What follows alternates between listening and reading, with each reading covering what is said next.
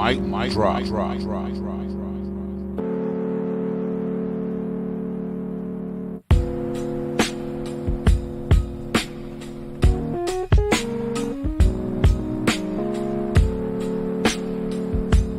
The mic drop. Mic drop.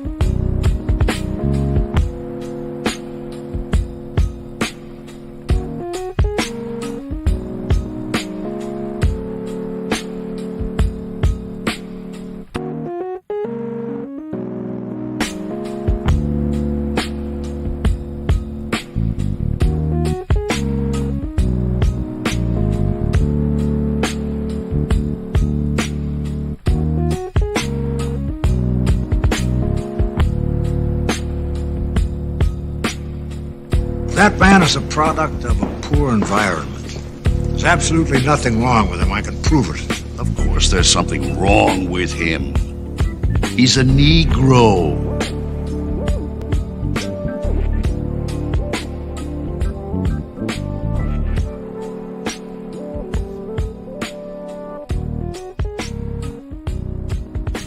Mic drop.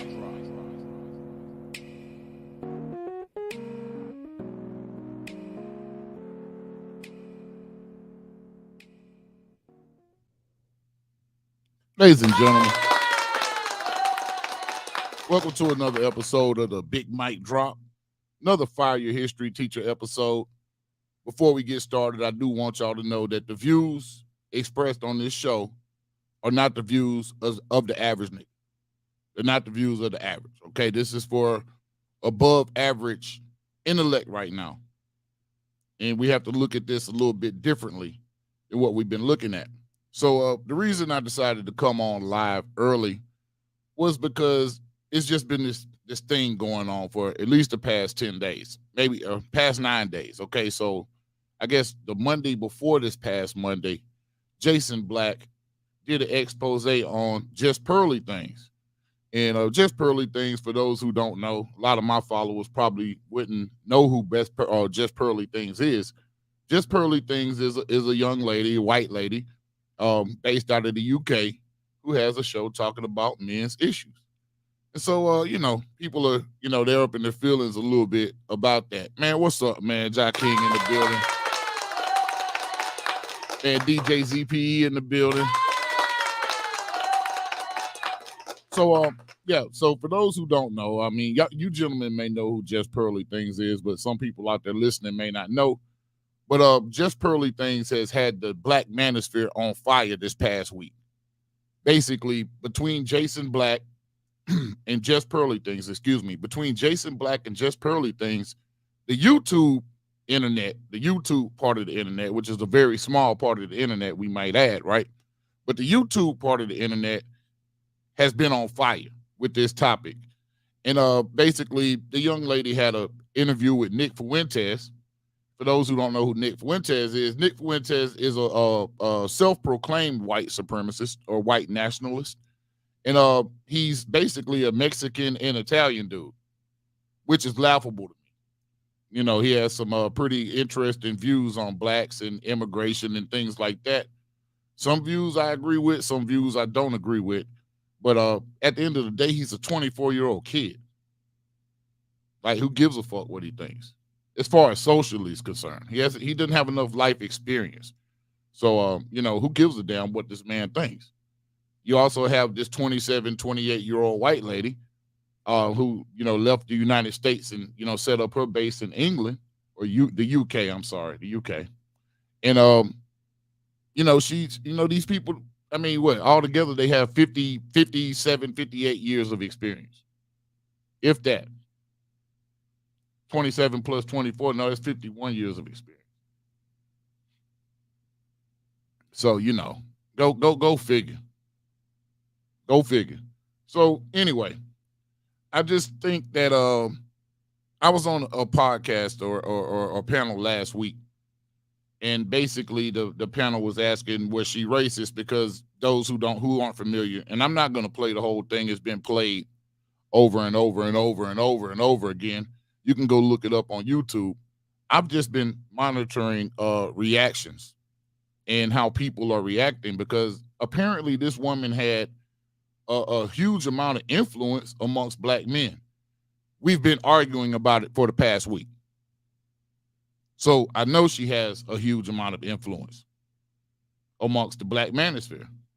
A lot of people have been kind of running and hiding, not wanting to tell the truth about shit. Oh, no, we don't know anything about her. But, you know, I was introduced to her on the Black Manosphere, in the Black Manosphere. So apparently she paid Kevin Samuels the $900 an hour he asked for, and she got the game. She got the game. So now she's running that shit right on you. Like I said, a 24-year-old woman, 27, however old she is, year old woman really can't tell me anything at my age about dating or relationships. She's definitely for the younger generation. But I'm really enamored by the fervor that these people are serving her with, I should say. And it is a service, because whenever you have a bunch of people that run to your defense that you're not paying, peep this out. Whenever you have a bunch of people running to your defense that you're not paying, that they're doing a service for you. Now, what she thank y'all for doing a service for is my thought. So, you know, go ahead. Black male, she hot garbage. Oh, yeah. She's definitely below average. She reminds me of the Bandcamp chick off of American Pie. You know, this one time at Bandcamp, you know, that she's that chick. So, you know, go figure. I'm not really trying to, you know, disparage the woman. Apparently she comes from a Fortune 500 family. In this thing, she did say she was German. I thought that was interesting that, you know, we're even questioning whether she could have white supremacist inclinations, and she's already said she's German. Couldn't imagine a German having white supremacist inclinations, or an Italian for that matter. Nick Fuentes is mixed with Italian. I noticed he left the Mexican part out in the interview, and if you go check the interview out, if she even has the interview up, you know, he talks about being Italian, but he doesn't talk about that Mexican part. It's not too many Italians running around with consonants at the end of their name.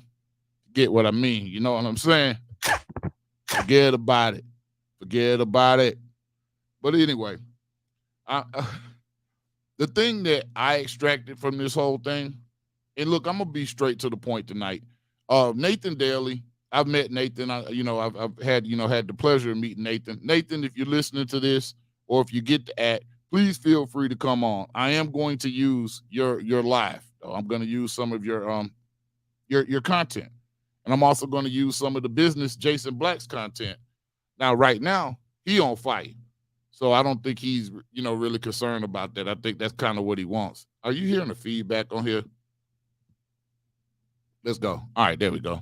So I think he's kind of getting what he wants in this aspect. So, I ain't tripping on that. But anyway, so Nathan, if you're listening, man, please, feel free to, ask for the link. But this is going to be for fair use. This is going to be for fair use. And I kind of just want to cook tonight a little bit. For those who are here listening, thank y'all. Applause to y'all. Shout out to y'all. You're on the big mic drop. Let's get it going.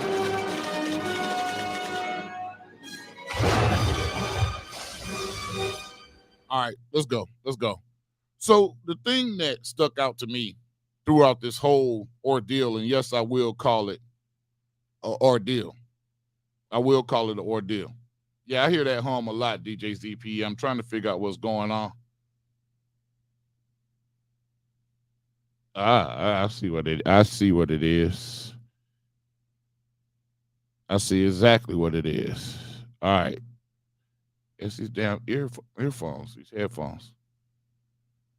Might be time to get a new pair. But we're going to rock with it tonight. We're going to rock with it. If it's barely audible, put a 1 in the chat, and you want to keep rocking, let's keep rocking. So, anyway, the thing that stood out to me, because, my mind works slightly different than other people, is I don't want to pick on my immigrant brothers. I don't want to pick on my immigrant brothers and brothers from immigrant backgrounds. So don't take it as that tonight. Please don't take it as that. I know I've been bad in the past at that. I've done some mean things, but, forgive me. My dear brother Nunsi, forgive me. Anyway, let's go. So, but I did notice that a lot of the people that are stepping up and that have a hard time understanding what FBAs are talking about when we say that she's racist are immigrants or children of immigrants. I can't ignore that fact. And, Nathan Daly is Jamaican descent, and Jessica is, from the UK, but she's of Nigerian and Italian descent, which is what she said. I don't know. We've never seen her. I've talked to her on the panel before. Never seen her, so I don't know what she is. I don't know who she is or what she is. Apparently, some dude said he was gonna do something to her, and she posted that shit on YouTube the day after she got her ass handed to her on the business. And yes, she did get her ass handed to her. She totally had no business in that conversation. I wouldn't have called, especially with somebody like Jason Black. But what I really realized, and the reason I'm saying I don't want to pick on immigrants, I'm going to keep it to tethers. And for those who don't know what a tether is, go watch the movie, what is it, Us? Yeah, go watch the movie Us by Jordan Peele. That will let you know exactly what a tether is. Somebody on the other side waiting to take your place. Somebody in a really dark place waiting to take your place. But we're going to shed some light on that dark place today. Like I said, this is a Fire Your History teacher. And before we get started, I'm going to take y'all old school, man. We're going to get the coons out the building. So let's go. Remember how you felt when you introduced your female cousin to your mediocre white girlfriend? Or how about when you went out with your white coworkers to happy hour and ended up losing your job with harassment charges? Or even when you interviewed this nigga, knowing good and damn well you weren't gonna hire him because he looked like your baby daddy people, although he was qualified. We at the Big Mic Drop Labs would like to introduce you to Coonitin, a drug for coonish behavior. Doctors reported a 3.8% drop in platinum blonde dark-ass niggas last year alone, and Coonitin has a 75% effectivity rate in old-ass coon niggas. 9% of working-age coons self-reported exercising greater restraint from kissing white folks' asses, thus cutting down on the spread of pink eye in the office. If you're experiencing coonish symptoms, ask your doctor if Coonitin is right for you.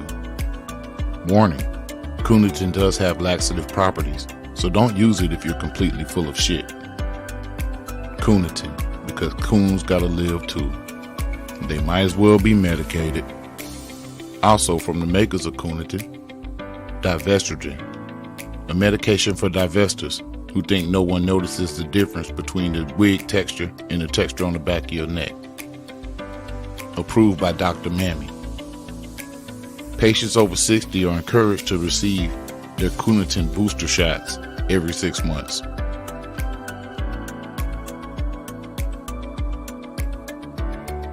Don't be miserable. Get your life back with Colonialism.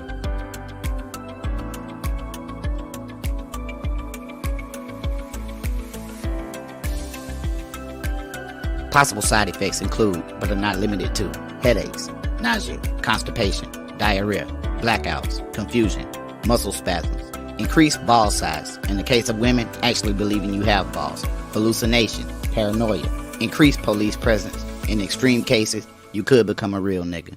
The mic drop. The mic drop. I think that did the job. Let's get the coons out the building. Let's get them out the building. Man, it feels good to be on my own shit. Seems like the only place I could talk and speak. I guess that's what it's supposed to be like. Because getting on panels with these guys out here, man, especially about something that they're so emotionally attached about. I haven't been on a panel with Nathan, so I'm not talking about Nathan. And like I said, this isn't to disparage Nathan. Nathan is a case study tonight. So is Jessica X. Y'all are case studies tonight. That's what y'all, that's what it has to be. That's what it has to be. But a couple of things stuck out to me in this space over this past week with, this Pearly Things situation. And what I realized is tethers really don't understand the concept of race. They have no understanding of the concept of race. Just like we today have no concept of colonialism. We're further removed from colonialism. And colonialism is a much broader concept than race. Way broader concept than race. So we have to take that into consideration. These types of things shape worldviews, right? They shape your worldviews. So I want to dig into the difference between the two. I want to talk about the colonized mind versus the mind that has been freed of colonization. Or maybe we could say the mind of the enslaved or formerly enslaved. So let's talk about the colonized mind versus the slave mind tonight. Let's talk about that. And look, I'm shooting from the hip tonight. This isn't going to be a perfect show. This isn't meant to be a perfect show. This is really me just coming to chop it up because I felt it on my spirit to come chop it up with y'all about this situation and see if y'all recognize the patterns. Or like the old folks say, the patterns. See if y'all recognize the patterns in this behavior and this protection. This protection of what some may assume to be a supreme being. I told y'all months ago that the Manosphere was down low feminine worship, right? Y'all go back through the big mic drops and look. This is feminine worship right here. Goddess worship. But those who know, in the Bible, there was no goddess. Never talked about a feminine. Now people are saying God was non-binary and all type of crazy shit. We're not worried about that. We're not concerned with that. We're concerned with what we know, right? So DJ ZPE says colonization became colloquial commerce via corporations. Yes. The corporate person replaced the natural person with black, white, Asian, African, et cetera, et cetera. Yes. Yeah, absolutely. So now, yes, that's actually factual based on my opinion. I understand where you're coming from. I know what you're saying. But let's talk about these countries that are colonized. And let's talk about the reason why we've had the pleasure of meeting so many of our brothers and sisters and cousins and aunts and uncles from all of these different various four corners of the earth. Four corners of the earth. I'm sorry, corners, whatever. But four corners of the earth. This place, that place. Most of the places are what they would call developing nations. I was just made aware that we can no longer say third world countries because that's offensive. This is the times that we're living in. This is what we're dealing with. And what we have is people that look alike, but you have different mindsets. And America is the merger of those mindsets and mind states. And it could be a powder keg waiting to explode.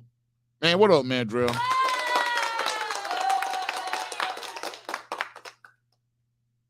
Look.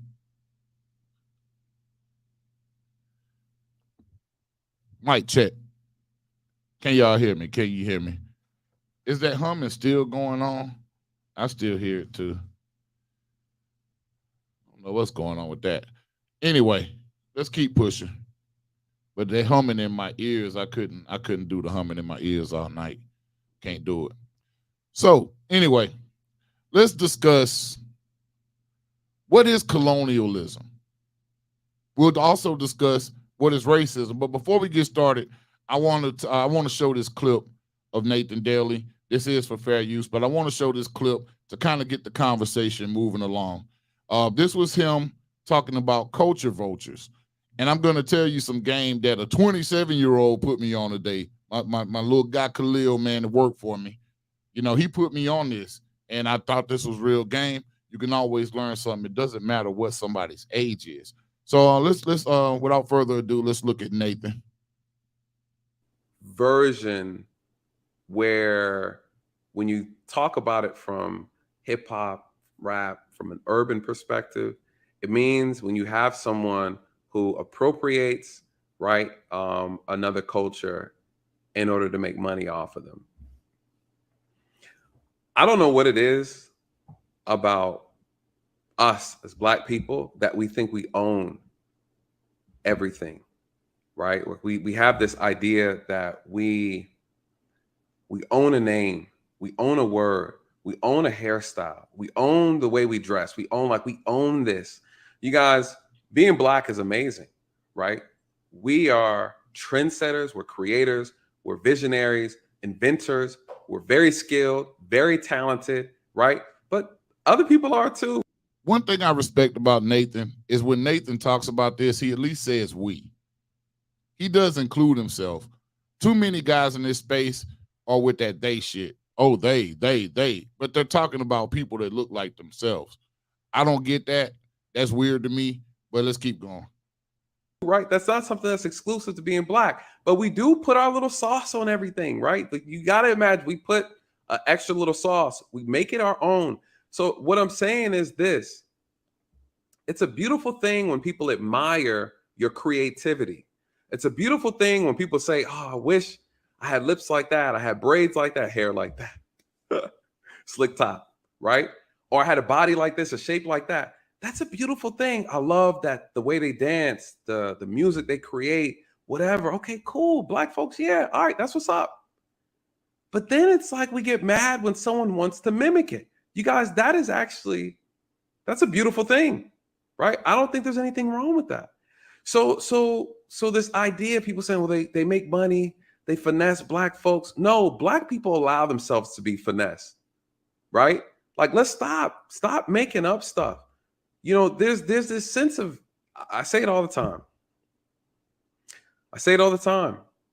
Right? We suffer from accountophobia. Black people are accountophobic, right? For whatever reason, a lot of us are accountophobic, and we suffer from it, where we just hate to be held accountable. Listen, the reality is, I think Pearly hates to be held accountable right now. That's just my opinion. We're trendsetters. People say, oh, we make music. Everybody wants, okay, cool, yeah. And then people take it, they remix it, they do something with it, they want to be a part of it.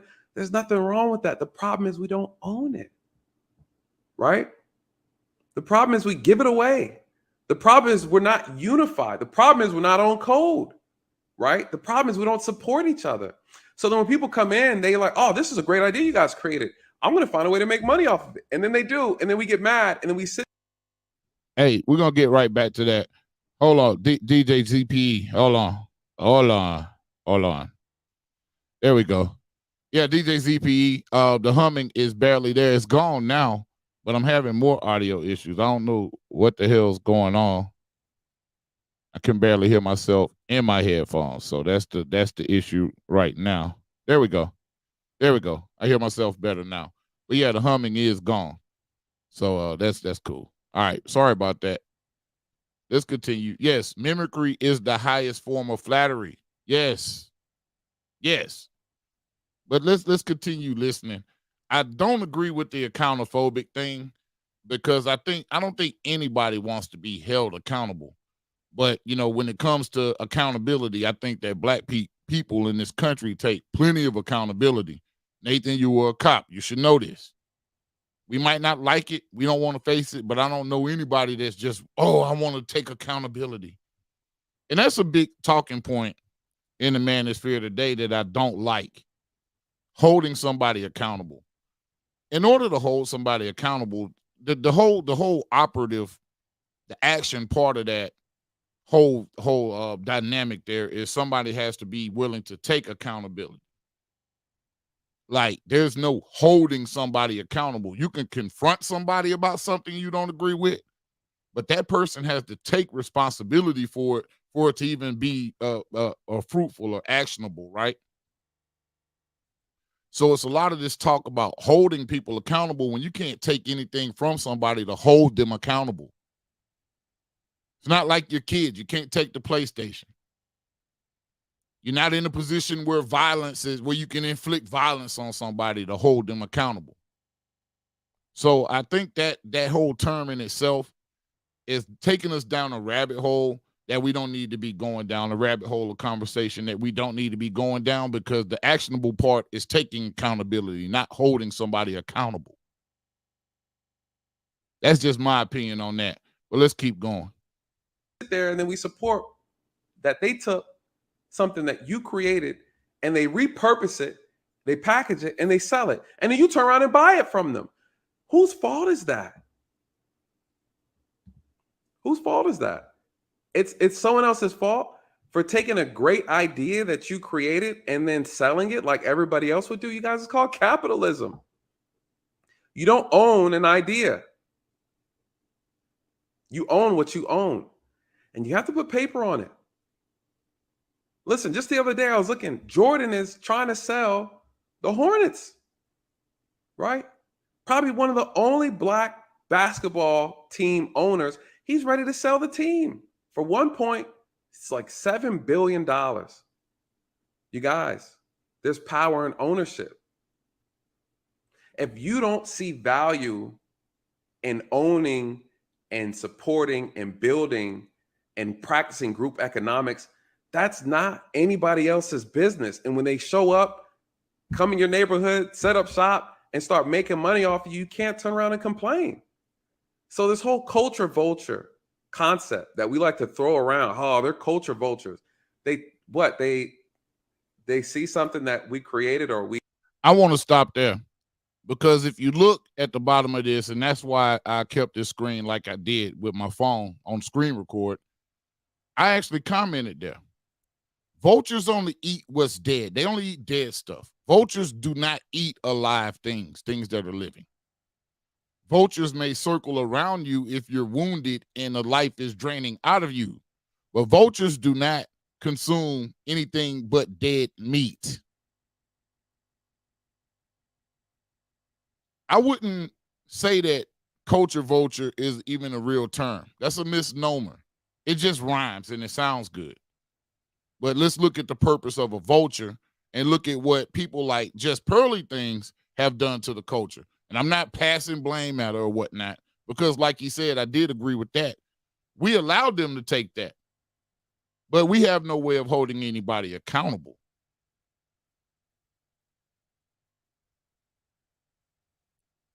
Let's talk about this worldview, and let's talk about whether it's dangerous or safe. But like I said, vultures only eat dead stuff. And then that's when my young apprentice, that's what I call him, my young apprentice Khalil, let me know, nah, Mike, this was today. And I told him I would give him credit for it. So shout out to you, brother. 27 years old, got a wife and kids. He got a whole family. He said, nah, brother. They're culture hawks.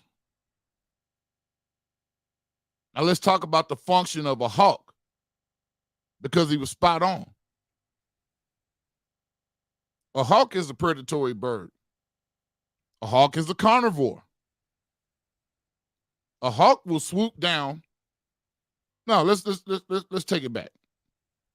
A hawk will circle around and study its target. Then it will swoop down and attack its target. A hawk will take prey from another predator and fly off with it. A hawk will take your dog, puppy, kitten, if left in the wrong place, and the hawk can handle it. So will an owl, by the way. We're talking about hawks. Because it's something a little bit more crafty with a hawk. And plus, a hawk has natural advantages that make it an apex predator in the sky, in its domain. So a lot of these people that we call culture vultures are in fact culture hawks, because they swoop down and they take the food out of somebody else's mouth who's done all the work to catch it. And then they retire to on high. And even if they don't get the prey from you, even if they don't get the food from you, they can always retire back.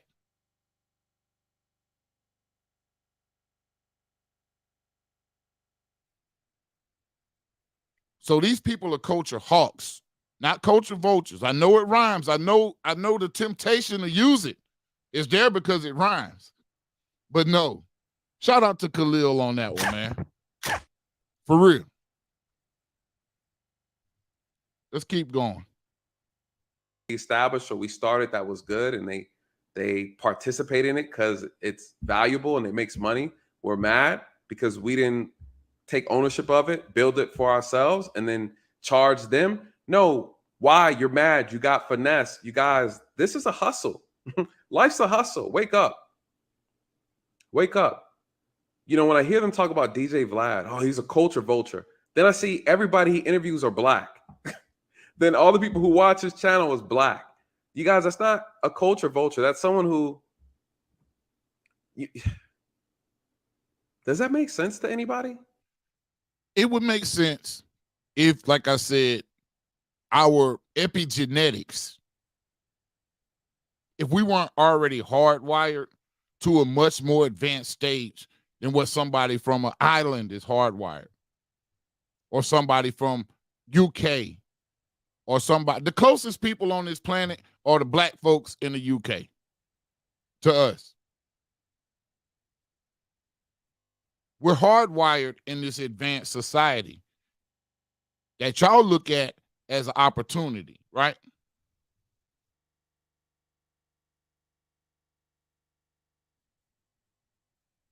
It's a difference in mentality. It's a difference in mental evolution. And I'm not saying that we're better than you or anything like that. That's not what I'm saying. All I'm saying is the nature versus nurture aspect is totally different. And we're going to talk about what a colonized mind is like. But I want to use this Pearly situation to illustrate this point. I hope I can pull it off. Let's see. DJ Vlad exists because black people support his channel. That's a fact. Right? Who's another one? I heard someone talk about Eminem was a culture vulture. Jesus Christ, you guys. Eminem's a culture vulture?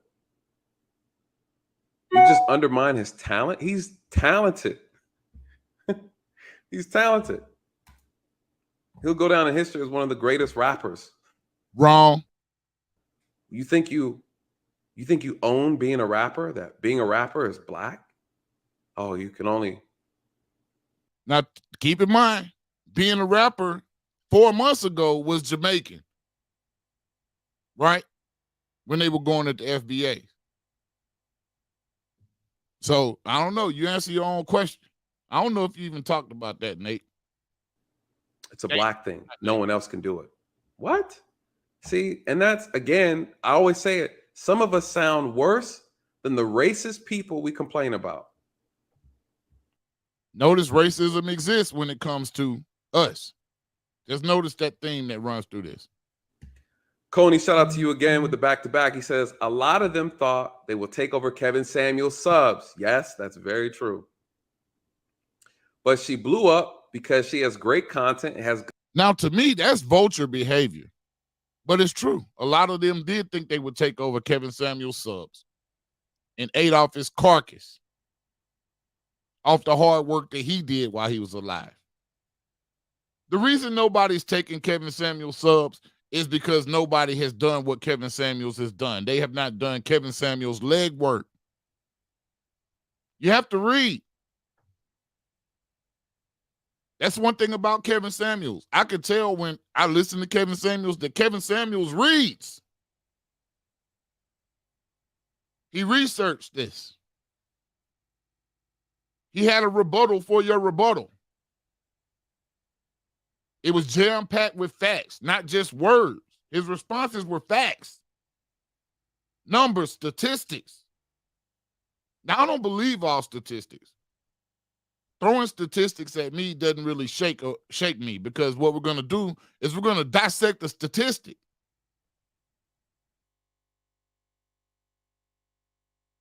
But give me something to dissect besides your whack-ass opinions out here. Give me something substantive, not something that sounds good. Let's keep going. We're going to walk it down slow. Good set. Success doesn't come easy.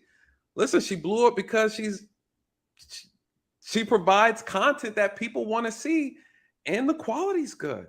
And she has good discussions. I've seen some of the discussions. It's entertaining. Granted, it's not my stuff. Listen, she don't have people on there arguing, yelling, screaming. Right? Arguing. Because that energy is not going to be reciprocated if everybody that was on these panels was in the same room. That energy, the whole energy level, the respect level will be there.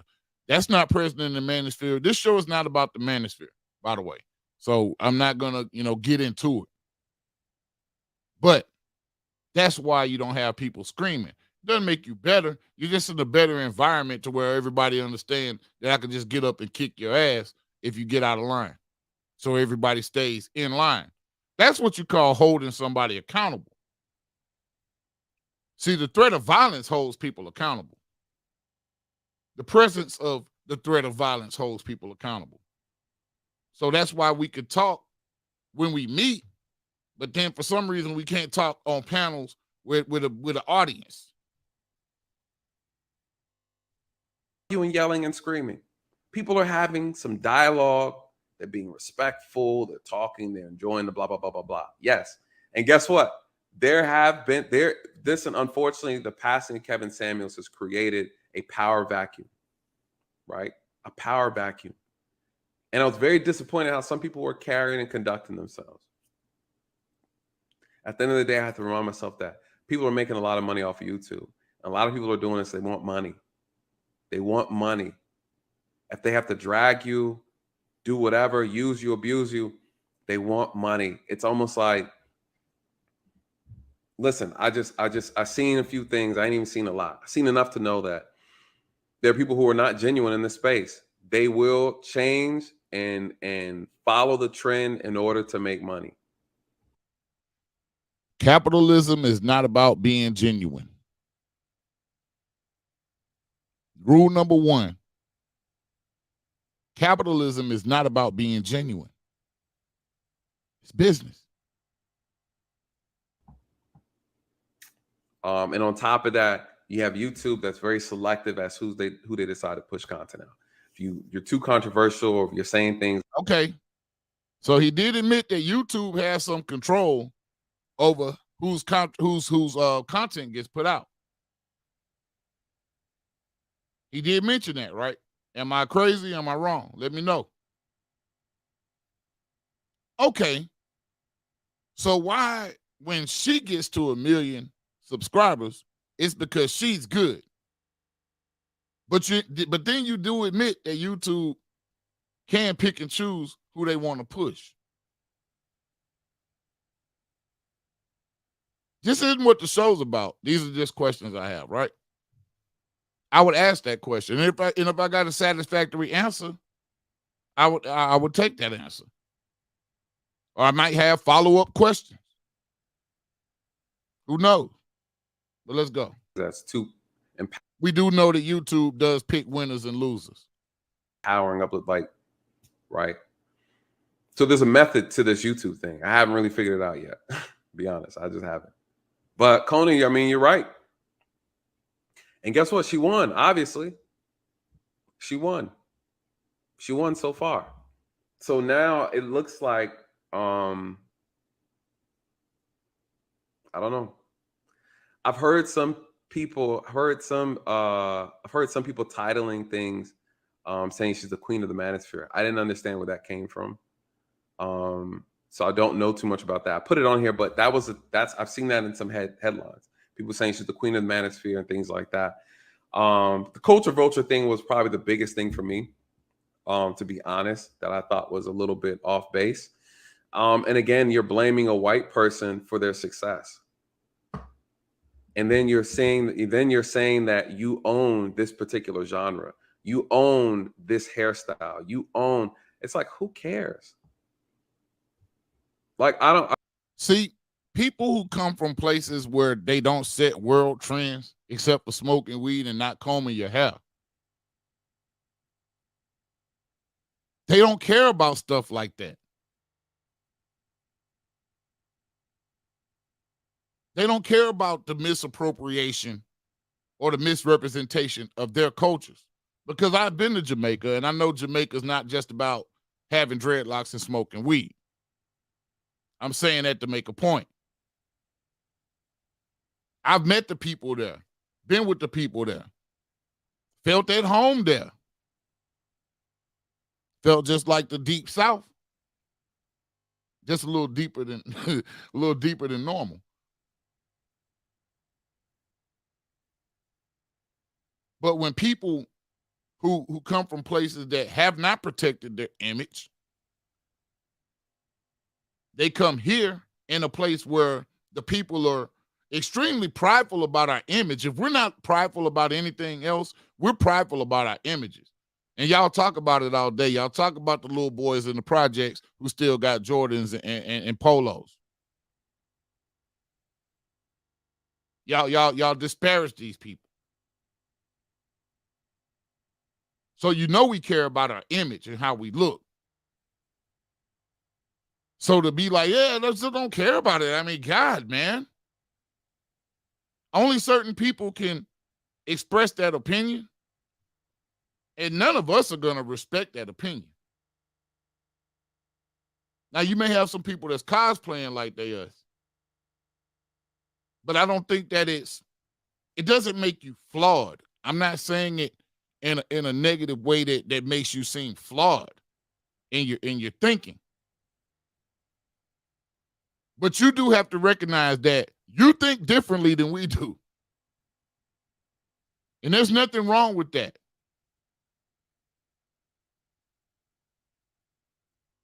Let's go. I don't understand, like, the whole concept of culture vulturing. It's like, kind of, who cares? Right? Complaining or competing? Complaining or competing? Coney says, okay, so we get back to the whole narrative of black folks complain. See, I can see through that. You're not saying the whole sentence. You're just saying to complaining or competing. But what we really want to know, are black folks complaining, or why are black folks complaining instead of competing, right?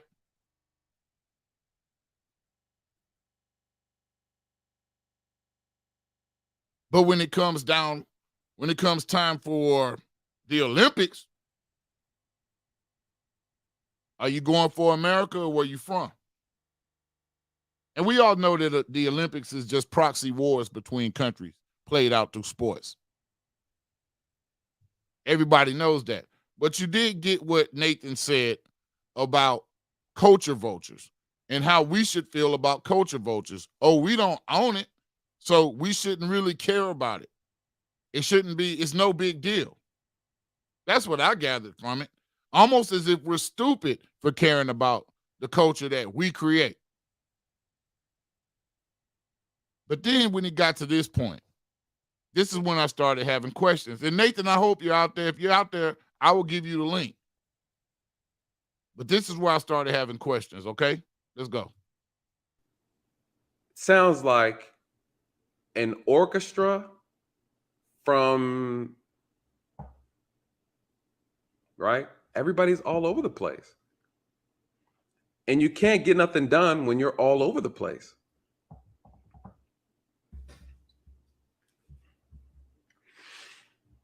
So those are my points. We're gonna pull up. I think there was maybe about 7. 1, 2, 3, 4, 5, 6, 7, 8. There's 8 timestamps that we're gonna look at on here, and I'm gonna let you decide. You decide. I'm gonna give you.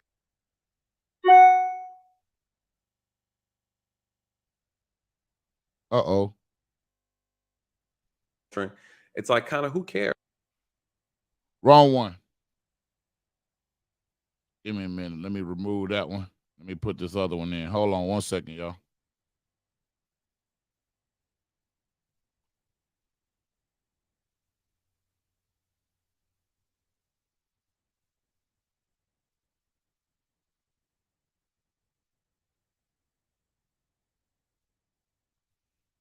I think it's this one.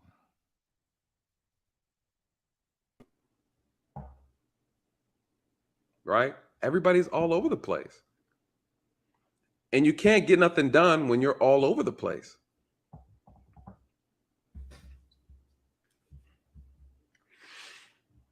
So those are my points. We're gonna pull up. I think there was maybe about 7. 1, 2, 3, 4, 5, 6, 7, 8. There's 8 timestamps that we're gonna look at on here, and I'm gonna let you decide. You decide. I'm gonna give you my thoughts on it. Is Pearly Things a racist? Right? Is just Pearly Things a racist?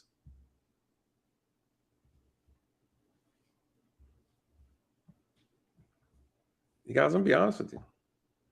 Based on what I saw from, and if you're basing it off of this interview, no.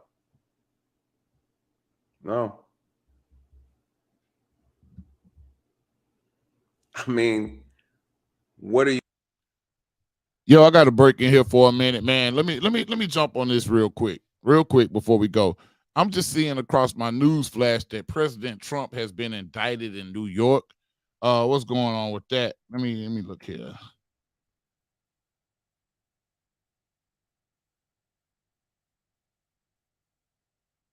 Take a look here. Once I saw it on Fox News, let's see what we got. Let's see if we got a video of it. All right, this is CNN. We got PBS, we got CBS, we got CNBC, we got KCRA, we got The Hill, we got Fox News. Let's go. We're gonna jump on this for a minute, man. I want to see what's going on with this, and this is for fair use as well. Let me get my settings going, and we'll jump back on what Nathan's talking about here in one moment. Okay, we'll jump back on one moment. Let's see what's going on with this. All right. Find your reason to go on. Let it pull you. Let that go. We got about 6 seconds left on that commercial. And then it goes to another commercial. Where's the video on this?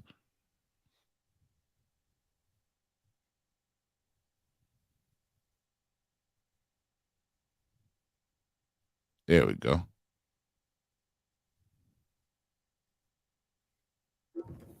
At Fogo de Chão, you don't need a reason to celebrate, but here are some ideas. It's the anniversary of your cousin's third date? Slice into a tender double-cut pork chop. You mowed the lawn today. Our rich bone-in ribeye aged 21 days just for this moment. And why not have Fogo host your housewarming party with decadent lamb picanha marinated in white wine? And they're all included Hark, at one Steady price. That says alone the small is a hat's reason to gonna get him. celebrate. Make a reservation at fogo.com. All right, here we go. Speaking of Hunter Biden, he is now countersuing John Paul Mac Isaac for invasion of privacy after the computer repair shop owner distributed an abandoned laptop that Hunter's legal team is still refusing to validate. So just to recap, the Biden family and author of Here Now with More, Fox News legal analyst Greg Jarrett, and author of Meeting with the Secret Service. Does that even work? Well, we've got the right legal experts. This isn't the right one, man. Anyway, Donald Trump has been indicted. I was trying to show y'all something on that because it just came through.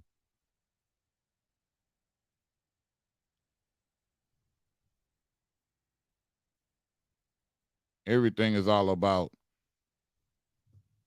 advertisements and shit.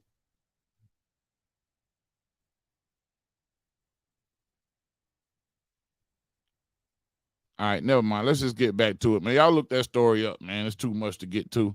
But y'all look that story up. Let's get back to Nathan. What are you pointing out to suggest that she's a racist?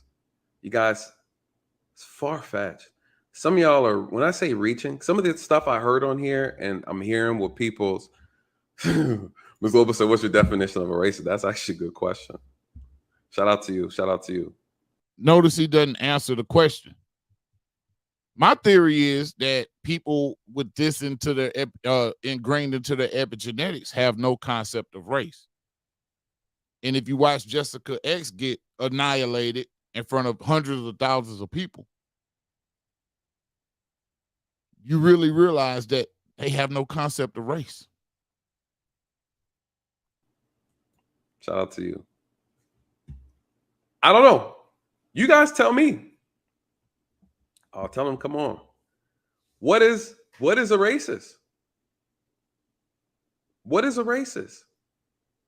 And point out to me what she said that makes her a racist. And then once we do that, right? Once we point that out, because that's important. First of all, what is a racist? And what does she say that makes her a racist? You get what I'm saying? Like, that's a big, you guys, I think sometimes we play around with the idea of these words and we think they don't have meaning. Like, we just kind of like, every time someone says something that you don't like and they're white, doesn't make them a racist, you guys. Come on. Like, we got to do better, right? That's actually a real word and actually really means something when you call somebody a racist. Now, you could say they said something that was inappropriate. You could say they said something that was ignorant. You could say that they said something that was insensitive. You could say they said something that was disrespectful. But when you call somebody a racist, you guys, that means something. That means something. That means something. All right. So, and for the sake of the matter, we go by the definition that's in the book, not the one that you made up. Not the one that makes you feel better, or not the one that aligns. Stop. I'm glad he brought that up. So I decided, let's go in the book and let's look up what is racism. Because I think that's intellectually honest. That's an intellectually honest question to ask. Now, I do happen to know that what's a book y'all respect? Because I don't like the whole when you pull up a book, then I don't read that book. I don't believe in that book, this and that. So I'm gonna guess we all agree Merriam-Webster is the book of record as far as definitions and meanings. So let's take a look at this. Racism. Now, let me pull this up. Let me just pull this up for a minute. Let me pull it up for a minute.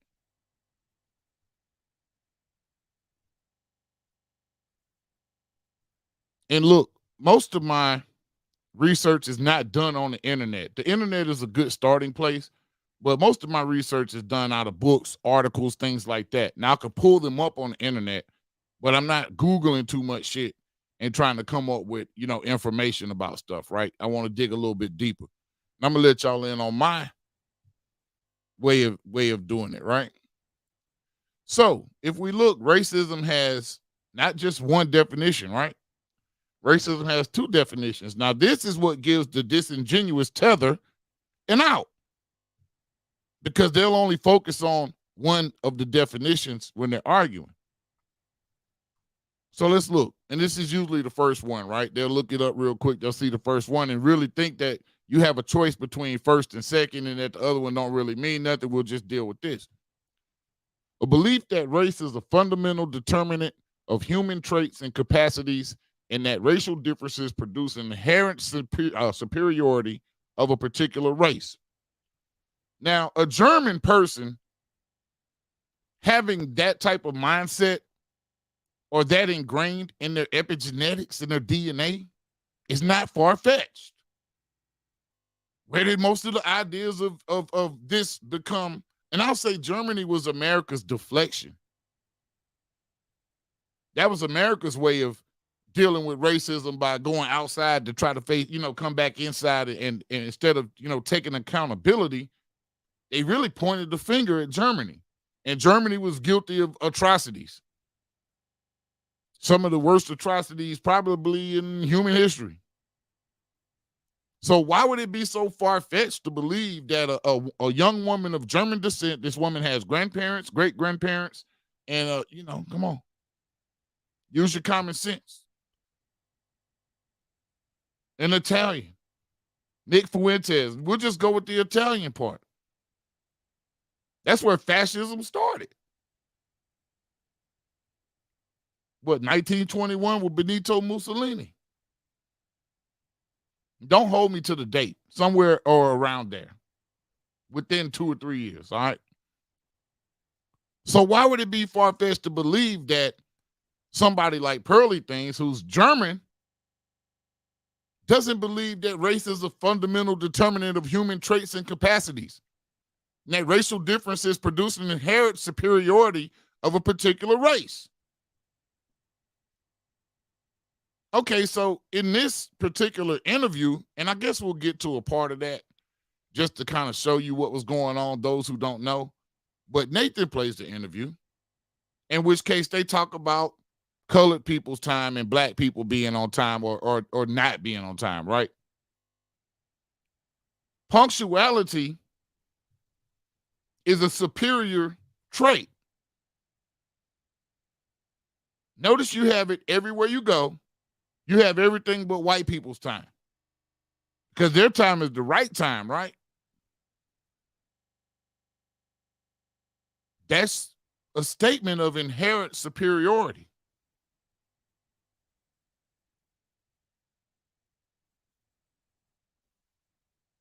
Am I missing something here? But let's just say they want to use that, because they're going to use that definition, right? Because nobody wants to really talk about the second definition of racism, which is just as important. And it's actually more spot on. That means there's two different types, right? Two different types if you got two definitions. So check this one out. Also, a behavior or attitudes that reflect and foster this belief. Racial discrimination or prejudice. The kind of trenchant racism which black people have persistently been subjected can never be defeated by making its victims more respectable. The essence of American racism is disrespect. Imani Perry. From racist graffiti in schools to daily microaggressions and police profiling. And that's what a lot of the tethers would like to do. The tethers like to minimize actual racism into microaggressions and then compartmentalize those into that's just the individual way of thinking. So if you can pin it on an individual, then all of a sudden it makes it less plausible that it exists. That's when the gaslighting starts, right? So microaggressions and police profiling, rally testimonials highlighted that issues surrounding racism are still very much local issues. But then let's get to definition number 2. Let me get a little closer for you, all right? Let's look up the real definition. We're dealing with the book definition. Book definition. All right, let's get a little closer. Okay, now we're getting somewhere. This is Merriam-Webster dictionary. You see the tagging on there, right? 2, the systemic oppression of a racial group to the social, economic, and political advantage of another. All right. Now we're getting somewhere. And yes, you're right. Racism is a philosophy. And so is colonialism. But I think where our disconnect is, DJ ZPE, is we're failing to make the connection that there is no real connection between us and brothers from colonized countries. There's no real connection between us and the colonized mind. Our colonization happened hundreds of years ago, 400 years ago. A lot of colonization on the continent happened 100 years ago, if that.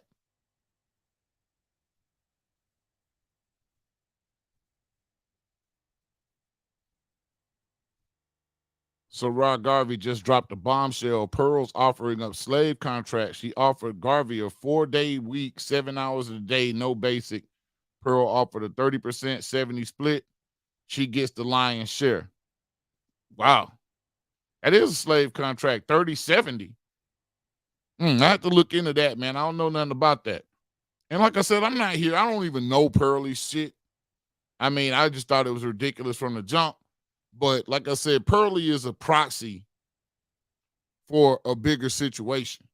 Just like Nathan, just like Jessica, just like Jason. Everybody's a proxy for a bigger conversation, a bigger situation, right? Because, I mean, I guess in my opinion, I don't know. I'm not going to sit up and act like I, know everything. But in my opinion, I think it's a bigger conversation that needs to be had with bigger minds. More mind power needs to be put into thinking this through and seeing the social ramifications of this situation.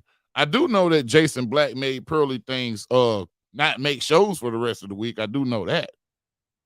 I did see that. And I do know that he had Jessica X come back and try to redeem herself on a live that she did. But here's the deal. You should have stood on your square from the jump instead of trying to jump.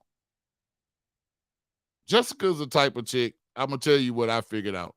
See, a lot of y'all niggas like accents and shit like that. A lot of y'all niggas call 900 numbers and do what God knows what while somebody talks to you on the phone. You're on the freak lines.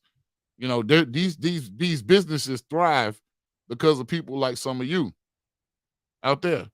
So I know that if a chick can talk long enough, especially if she got a little game and vocabulary, and Jessica X does have some game and vocabulary, if she could talk long enough, she feels like she could eventually turn things back to her favor. Big mistake with Jason Black. It has to be a simp that it works with. You know what I mean? That shit only work with simps. It's just the truth of the matter. Nobody, if you're not seeing somebody or you just seeing a picture, look, catfish has been out too long in the United States for that picture shit to continue working. And if it's that unsafe for you, just get off YouTube. Everybody else camming up. But, go figure. Whatever. So let's get back to the stream with It's Pearly Racist. Let's go. With your flawed ideology of what racism is. Keep that in mind. Your ideology of racism is flawed. Now, these definitions I just put in, or I just read out of Merriam-Webster, that's usually most of our problems with racism, right? That's usually where we could tell that microaggressions become macro systems, right? Macroaggressions.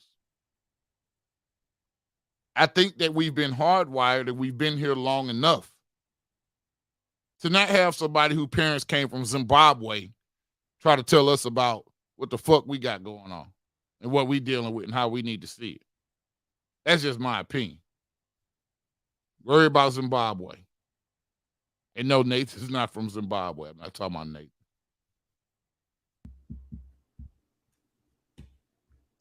All right.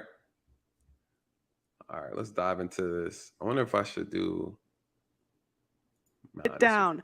Before I start, do not forget to subscribe to the channel and ring that notification bell. That way you're going to be notified of my daily videos. Like the video on your way in and leave a comment and let me know what your thoughts All right, so are. let me Today, I have a special guest, Nick Fuentes. Hi. Hi. Welcome to the show. Yeah, great to be here. All right. This isn't gonna work. I'm gonna have to pull it from YouTube so I can see the timestamps. 1 second, you guys. Yeah. 44. All right, we're gonna start this conversation off at immigration. Because not only are we gonna talk about what Pearly Things said, but again, I also told you guys that this was actually a very good conversation. It was a very good discussion. It was a very good interview. Now, when you're doing interviews, I'm listening because I'm trying to hear the content. I'm trying to hear the subject, what's being discussed. Just because it's a good interview doesn't mean I agree with a lot of things that he says or I agree with everything that he says. I'm just intrigued by the conversation. I think it's a great conversation and a good interview. That's what I'm saying. And I think as people who are intellects and people who like to hear different perspectives, I listen to the perspective and I'm like, okay, well, let me challenge what you have to say. Right. And so again, that's what I'm saying. It was a good interview. So let me go ahead and pull up. Let me remove this. Let me remove this. I'm going to pull it up from YouTube.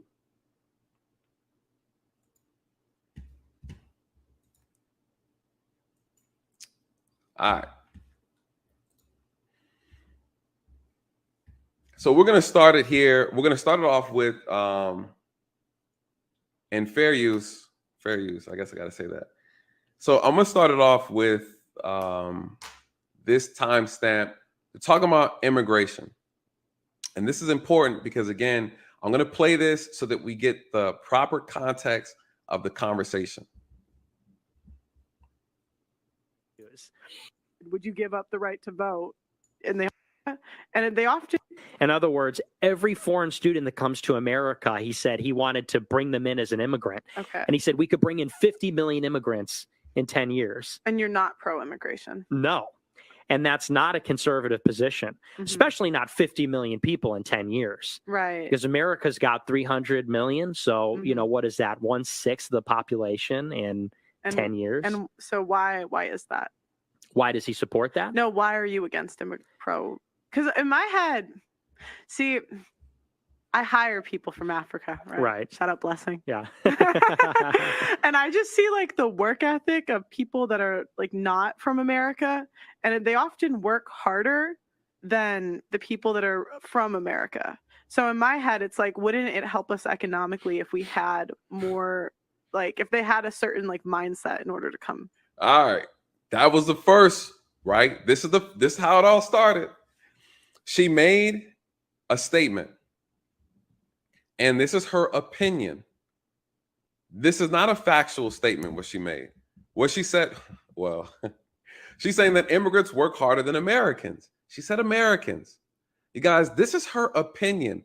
Here's my philosophy when it comes to this stuff. When someone makes a point and you don't agree with it, then you argue the point that they made. You combat it intellectually. Let's take that back because I do have something I want to point out. And let's talk about combating things intellectually because there's questions that should be asked. Let's go back a little bit. You guys, this is. I hire people from Africa, right? Right. Shout out Blessing. Yeah. And I just see like the work ethic of people that are like not from America, and they often work harder than the people that are from America. So okay. So if Pearly is from America and Nick Fuentes is from America, why wouldn't they say they work harder than us? That's a critical thinking question, right? Why wouldn't they say they work harder than us if they weren't talking about their counterparts in America. This is why I'm saying you can't gaslight us into thinking like you. You can't recolonize us. And it almost feels like that's what's trying to happen. But I'm not quite there yet of saying that it is happening, right? Just seems like there's something forming in the underbelly that's trying to recolonize us with your values. It ain't gonna happen, but let's keep going. In my head, it's like, wouldn't it help us economically if we had more, like, if they had a certain like mindset in order to come? All right, that was the first. It would definitely help you economically if you pitch in 30-70 contracts, like you may allegedly be pitching. I'm just saying. Yeah, that would definitely help you economically. But listen to the mind of two people of the dominant society, if you want to call Nick Fuentes that. I think he's a poser. I may call her that though. Listen to the way that capitalism really works. Which is why the term culture vulture is a dead term. That's not a real term. If there was nothing thriving and surviving and living in the Black community, and you will hear these same people say the same shit, right? That, you know, we the poorest, we the worst of the worst, we don't have this and that. And then in the same breath, out the same mouth, they'll say we worth $1.6 trillion. We spent this amount of trillions of dollars last year. Where's the disconnect? It doesn't make sense. It doesn't make sense. Those two things can't be true at the same time. We can't be the poorest 12% of the nation. We spend the most money, but we ain't got it. It makes no sense. Look, I'm going to put the link in the chat. If anybody wants to come in. If anybody wants to come in, the link is in the chat. Feel free to join the conversation. I actually pin it to the top. Let's do that. Let's pin the message. I'm not gonna pick on Nathan. This is just a warm-up. This is a start, starting up. Get the juices flowing. Right? This is how it all started. She made a statement. And this is her opinion. This is not a factual statement what she made. What she said, well, she's saying that immigrants work harder than Americans. She said Americans. You guys, this is her opinion. Here's my philosophy when it comes to this stuff. When someone makes a point and you don't agree with it, then you argue the point that they made. You combat it intellectually. You debate that person. You challenge the point, right? What people are saying, and what I've been seeing, because I've watched maybe 4 or 5 videos, content creators who made videos on this situation. They're saying that she's referring to Black people, right? She's referring to Black men or Black Americans is what they are insinuating. That's what this is. She said, immigrants work harder than Americans. That's all she said. But again, people are saying, no, she's talking about Black folks. So which again, that's false. Or you can interpret it the way you want to interpret, right? So this is where this whole thing starts to bubble. You can interpret it the way you want to interpret it. That is the textbook definition of a dog whistle. Those who want to ignore it can ignore it, and those who want to interpret it, they get the message. She's an American. Nick Fuentes is an American. So like I said, why wouldn't it be immigrants work harder than us? Just a question. Let's go. Right? And then, but it does bubble over.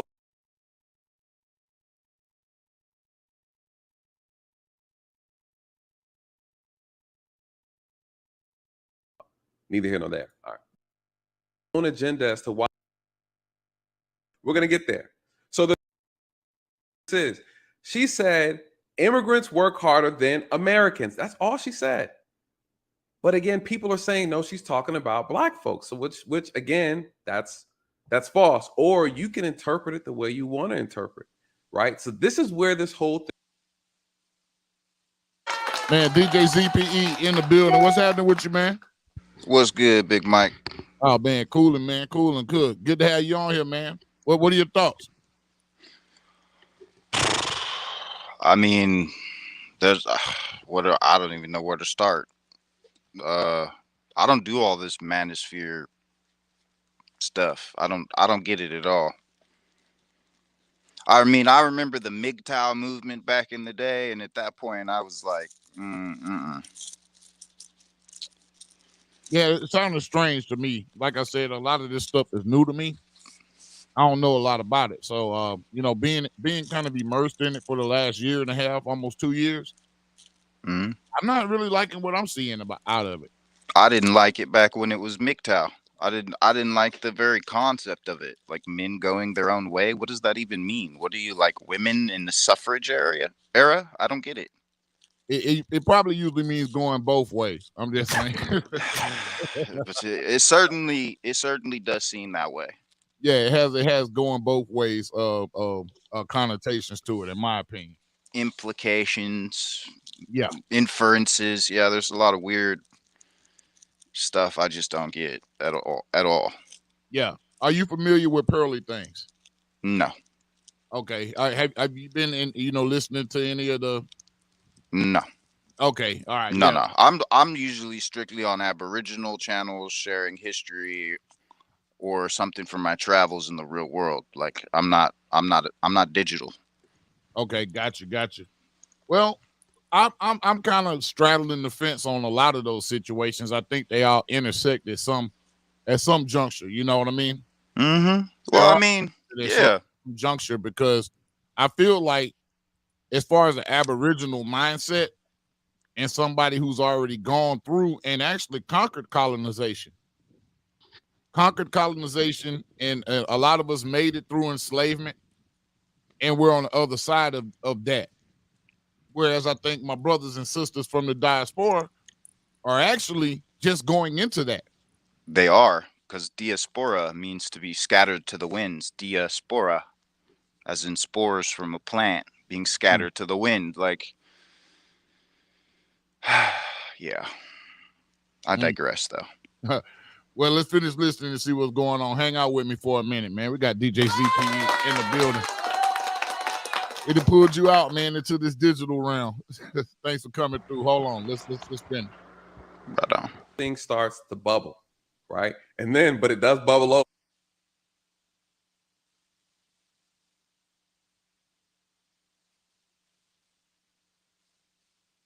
I ain't gonna lie, it bubbles over, but we're gonna get there. So they're talking about immigrants. Nick is making a point about the impact of mass immigration into the United States, you guys. And the point that he makes in this in this interview is accurate. He makes an accurate interpretation of the problem of mass immigration to this country. Immigration without structure, immigration without boundaries, immigration without rules, yes, has a negative impact on any country. That's why countries don't allow it, right? Especially United when States, I don't recall. Go ahead, especially when those immigrants without rules and regulation are financially undergirded with our tax dollars and our history in this country. Especially that part. And I don't really recall Nick going into that much detail about his stance. He kind of just seemed overall anti-immigration. He didn't say not done the right way and all that. He didn't say he didn't offer a right way to immigrate. Have people immigrate. He seems to be a hard line no with that shit. That's just he seems to be, to me, he just seems like he's trying to sound politically correct and virtue signaling. He's not actually like putting his nuts on the chopping block. Right. And he said to Pearly on this interview, he didn't want to get her in trouble. He said that a few times. She actually acknowledged she would get in trouble at one or two times. So they knew they were treading in some pretty controversial waters by talking about this, especially not having that much life experience between the two of them. You know, I just think they were in a conversation they shouldn't have been in, similar to Jessica X the other day on the business.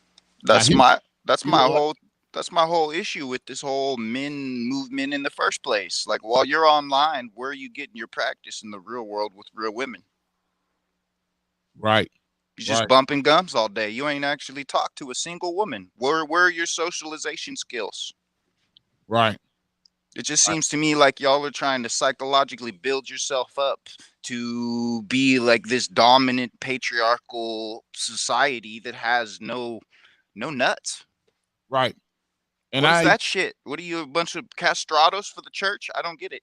I don't get it. I don't comprehend any of these identity politics groups that I look at.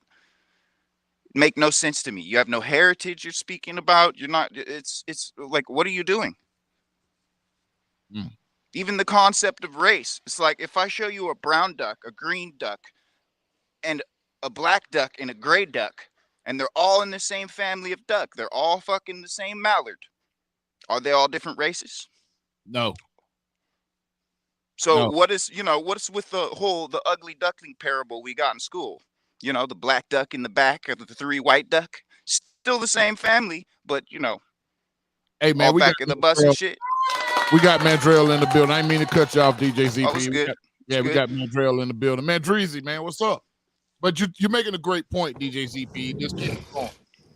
Corporations use disambiguation or race to divide people so that it can steal your resources and sell it back to you and make you an accomplice. It's that simple. It's colonization. Nothing has changed. They've just changed the words on paper. And we're going deep here on the big mic drop, man. What's up with you, man, Drell? What's going on, Mike? Man, I know you probably a little bit more tapped in to the actual players in this whole little mishigosh, whatever you call it, that we got going on here, man.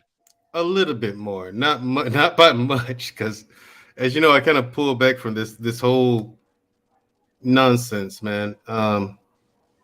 Yeah, I'm actually surprised to see Nathan Daly talk like this. I wouldn't go so far as to call him an apologist, but he sounds like one. You know what I'm saying? Like, he sounded like one. Like, people understand. Yeah. People understand the language that they use matters. For example, he's saying that Pearly Things saying that, well, the immigrants work harder than black people. Like, he's saying, he's not, like you said, he's not saying us. Right. You know what I'm saying? He's not saying that they work. She's saying that they work harder than us. He's not including himself in that. And that is an issue when you're talking about, okay, so you're black when it's convenient. He sounded like one of those. He sounded like one of those people. Oh yeah. And I don't think he and a lot of other people out there who are of descent from the Caribbean or Africa, they don't understand that they are separating themselves when it's convenient. Like when the Olympics comes, someone from Jamaica is going to cheer for the Jamaican as opposed to the American. Same thing with the Africans, same thing with black people from the UK. And you're absolutely right as well. Racism in the UK is at this point, because I talked to a guy from the UK last week, right? Right. He automatically assumes that all white people are racist. It's just a question of degree. Like he says it's like, I said, it's like that day. It's like that. I said, I've been to London, I've been to Brisbane, I've been through the UK. I didn't see it being that bad, but at the same time, I understand because I don't live there. Like a person who's not from here can come over here to visit a few times, but not see the racism. But if you live here, you definitely see it and you feel it. It's you know what I'm saying? It's like living in Atlanta, bro. People that come visit think it's the Black Mecca, but once you live here, you realize that it is not the case, bro. Right. It's so not. I lived in Atlanta for 2 years, man. After I got back home from the military, yeah, it's not the Black Mecca. It is no. We don't run anything there. We got businesses and stuff like that, but there's still a lot of lying, capping. It's very pretentious. You know what I'm saying? So I do. I'm so tired of that. Yeah, it's very pretentious, and black people trying to one up each other and very crabs in the barrel. So it's best to do. I'm glad I'm the way I am. I do my own thing. You know what I'm saying? Whatever other people doing. cool. If you're successful, good on you. If you're not doing so good, hey man, step it up or figure something else out. Right. I'm that type, you know. So, but yeah, Nathan, this whole thing with Pearly Things, I told you, every single one of you, I told you. Now it was obvious to people like myself and Mike. It was obvious. Man, I don't even know this cat, but he sounds apathetic as hell. Yeah, now Nathan, I actually know Nathan personally. You know what I'm saying? He's a good guy, good brother. You know, might have just had an off day. You know. You said you're surprised to hear him talk that way. I am surprised because I've had conversations with him. I've had conversations with him where he was singing a different song, not a different tune. Like, another song. I done took anthropology in college, but I've had people ask me what anthropology is and had a complete brain fart as to how to describe it to them. You feel me? Not realizing, it's just the study of cultures. I thought it, you know what I mean? In that moment, I thought I had to give a deeper explanation and my brain just could not come up with something. But 5 minutes later, it was like, well, duh, it's the study of cultures. Yeah. Right. And you know what I mean? We all have those days. He might have just been fucking up, but his whole tone is right. And then here's why people look at me crazy when I say foreign black people, when it comes to making decisions on what American black people should get, whether it be reparations or better medical care, housing, things like that. I say that, okay, if you're a foreign black person, you have no place in the room when it comes to making decisions. You have no place in that conversation. And here's why. Nathan is displaying it right now. He sounds like he don't understand. Is that race? He just said that they work harder than American black people. Is that racist? I don't know. What do you mean? I'm like, what do you mean? Call it for what it is. Yeah. Look at mediocre. That's why I respect mediocre tutorials and reviews. His take on it. He came right out and called it what it was. Full-throated. He from the beginning of that video to the end, he full-throated said exactly what it was. I salute to that and salute to that brother for that. You know what I'm saying? And that's what, when it comes to situations like this, that's what you have to do.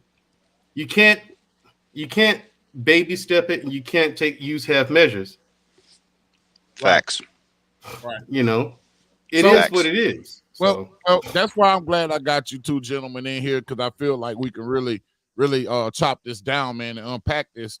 So what I really feel is that that there is a difference in mindset, and that what happens is when these people take their platforms, of course they're their platforms, they have freedom of speech, but what you have is a bunch of uneducated people listening to them. You have a bunch of people who believe the miseducation that listen to them, and they can't combat these points with facts. Or even those people who can combat the points with facts, they don't give them opportunity to speak. It's very passive aggressive with that mute button. You know, so, you know, if somebody's going to come up and unravel your whole, you know, all of your content right then, of course, that's not the person you want coming up, which is why I have to take to doing things like this, because there are points to be made. I really don't think that people from, and it's not everybody, it's really people from Jamaica, it's people from Haiti, it's people from Nigeria, and some people from Ghana and Somalia, some people from Ethiopia. They have this mentality that's, and even Ethiopia was never colonized. That part, which is even crazier, that they still subscribe to some of the worldviews and philosophies they subscribe to, because they've been anglicized by missionaries. Right. They've been mentally whitewashed. And the thing is, here's where they get lost. America is a fantastic place to earn a living at. There's so much low-hanging fruit to make money. It's not funny. There is tons of low-hanging fruit to make money, right? So just because you can come here, earn a living, and you know, earn a living really fast, they're like, oh, this is great. And there's fast food everywhere. This is the most convenient country on the planet. Gas stations, tire salons, automobile dealerships, fast food everywhere. So people look at that and they're like, well, what's people complaining about? This is fantastic. You know, however, they don't understand that by falling so deeply into that, they become just another cog in the wheel. You're not getting what you're owed. at any given time, you're far more valuable than the work you're putting in. That part. You know, and they miss that. They miss out on that because it's easy to make money here and a lot of it. Yep. So and plus, so they have no frame of reference because they're not originally from here, and there's a lot of context to the story that they're just flat out missing. Well, and they also don't get the social programming we do in the compulsory education system that we get here. So absolutely, the indoctrination. They also get a pamphlet for success full of information on how to start their own businesses and do their own thing here. Meanwhile, we as the indigenous people of this land don't get that same treatment. Right. Exactly. We got to get it out the mud is where that shit come from over here. Bruh, I've been all over Africa. I got mad love for African people. I don't have a problem with Africans. I just have a problem with other people trying to lord over me and mine here and tell us who we are and that we're not sovereign in our own lands. Right. Hey, Taharka Tassetti said something that I found interesting. And shout out to you, fam. Anyone 40-ish and below don't get racism. Apparently, it doesn't exist. How do you think that plays with the generational gap? I was listening to a thing about baby boomers last night, and I would have played some of it because it was very interesting, but it's just too long. It takes too long to get to the point. But I was listening to it as I was falling asleep last night, and it was talking about that the difference in race came with the baby boomer generation. That's when the whole concept of race once again evolved into something different, and it was literally, right on the heels of Jim Crow. Yeah. So, and Roosevelt enacting the 10-book curriculum that we have in school now. Yeah. So the concept of race has changed again since World War II. Also, they brought in over 100+ million immigrants in the early 1900s, late 1880s to early 1920s. Yeah. So there was an influx of over 100. I mean, shit, we had 70 million from Russia and 100 million from Central Europe. Yeah. The majority of which were orphans. So these people were shipped here by the Oddfellow Society, and they don't even know. They don't, like, people in America don't get it, bro. They don't get it.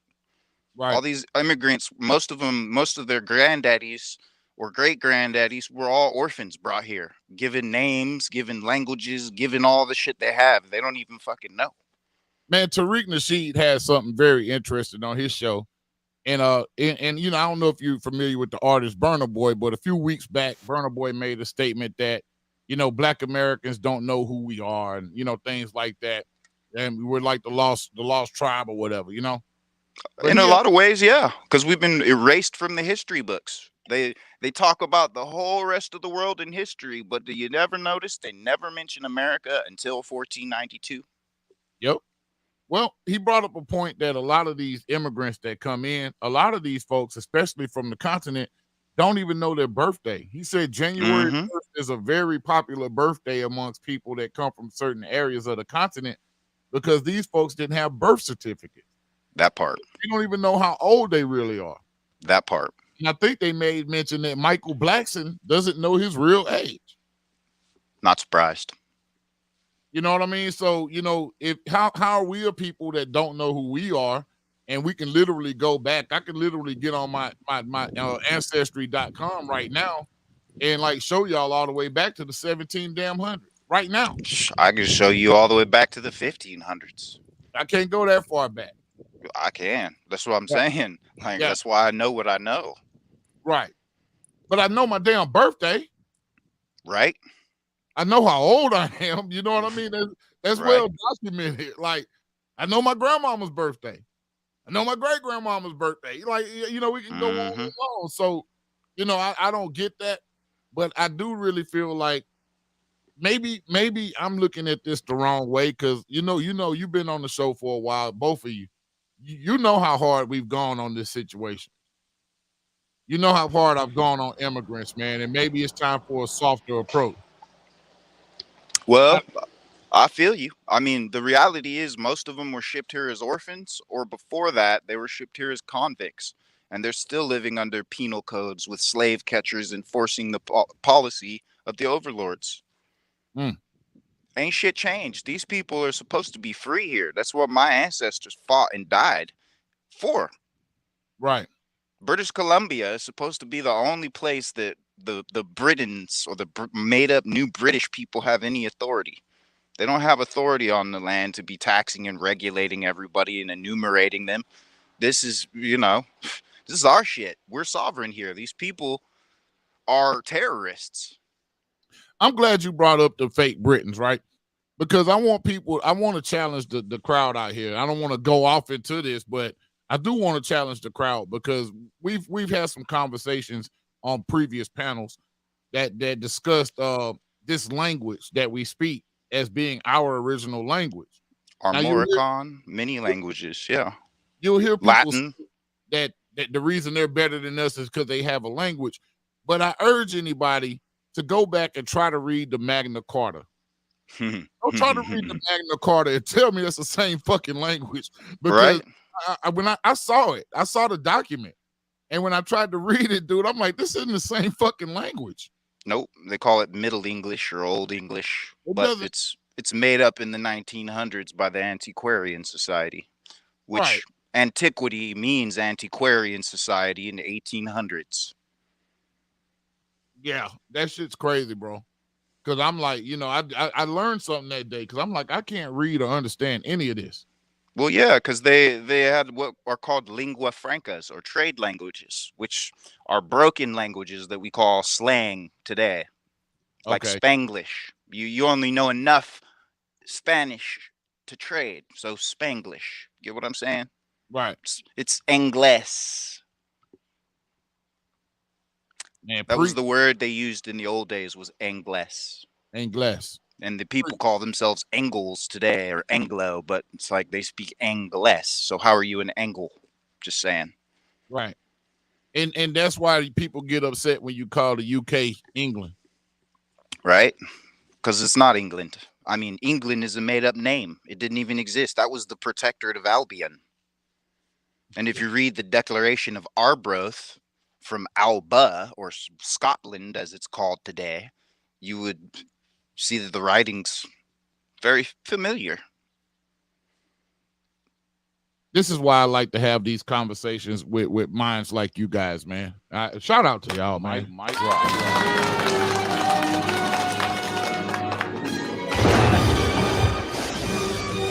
All right, yo, we could build off of these conversations. What we can't build off is, and I hate this word, man. I need to find another word. The disingenuous shit. What's another word for disingenuous? I need a damn thesaurus.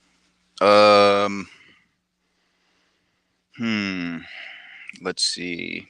Spurious. The spurious is a good word, yeah. Yeah, spurious. Yeah, spurious. Spuriousness of this whole space. Look, if you're not educating people the right way or to the best of your ability instead of trying to win, we're supposed to be trying to learn, right? Mm-hmm. But if you're not educating people to the best of your ability, then you're doing a disservice to the future. You're doing a disservice to the future. So, look, that's why I want to start having more of these sessions where we build like this. And we still haven't even gotten into the Jessica X. And I still haven't even gotten into the meat of what I want to read. I want to finish this up with Nathan. I don't know if he's going to say anything like mind-blowing, but let's finish listening. States has its own agenda as to why they're doing what they're doing. For those who know, right? I'm not going to be able to kind of wise you up in this short amount of time. But he made some statements in regards to immigration that was spot on, right? And I will put the link in this video as while it's still up, right?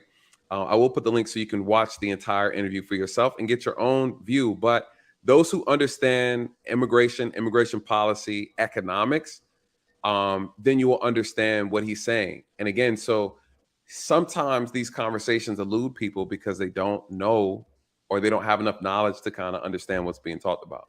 Neither here nor there. All right. Here. There is a lot of truth to that. Mm-hmm. And I'll agree with you there.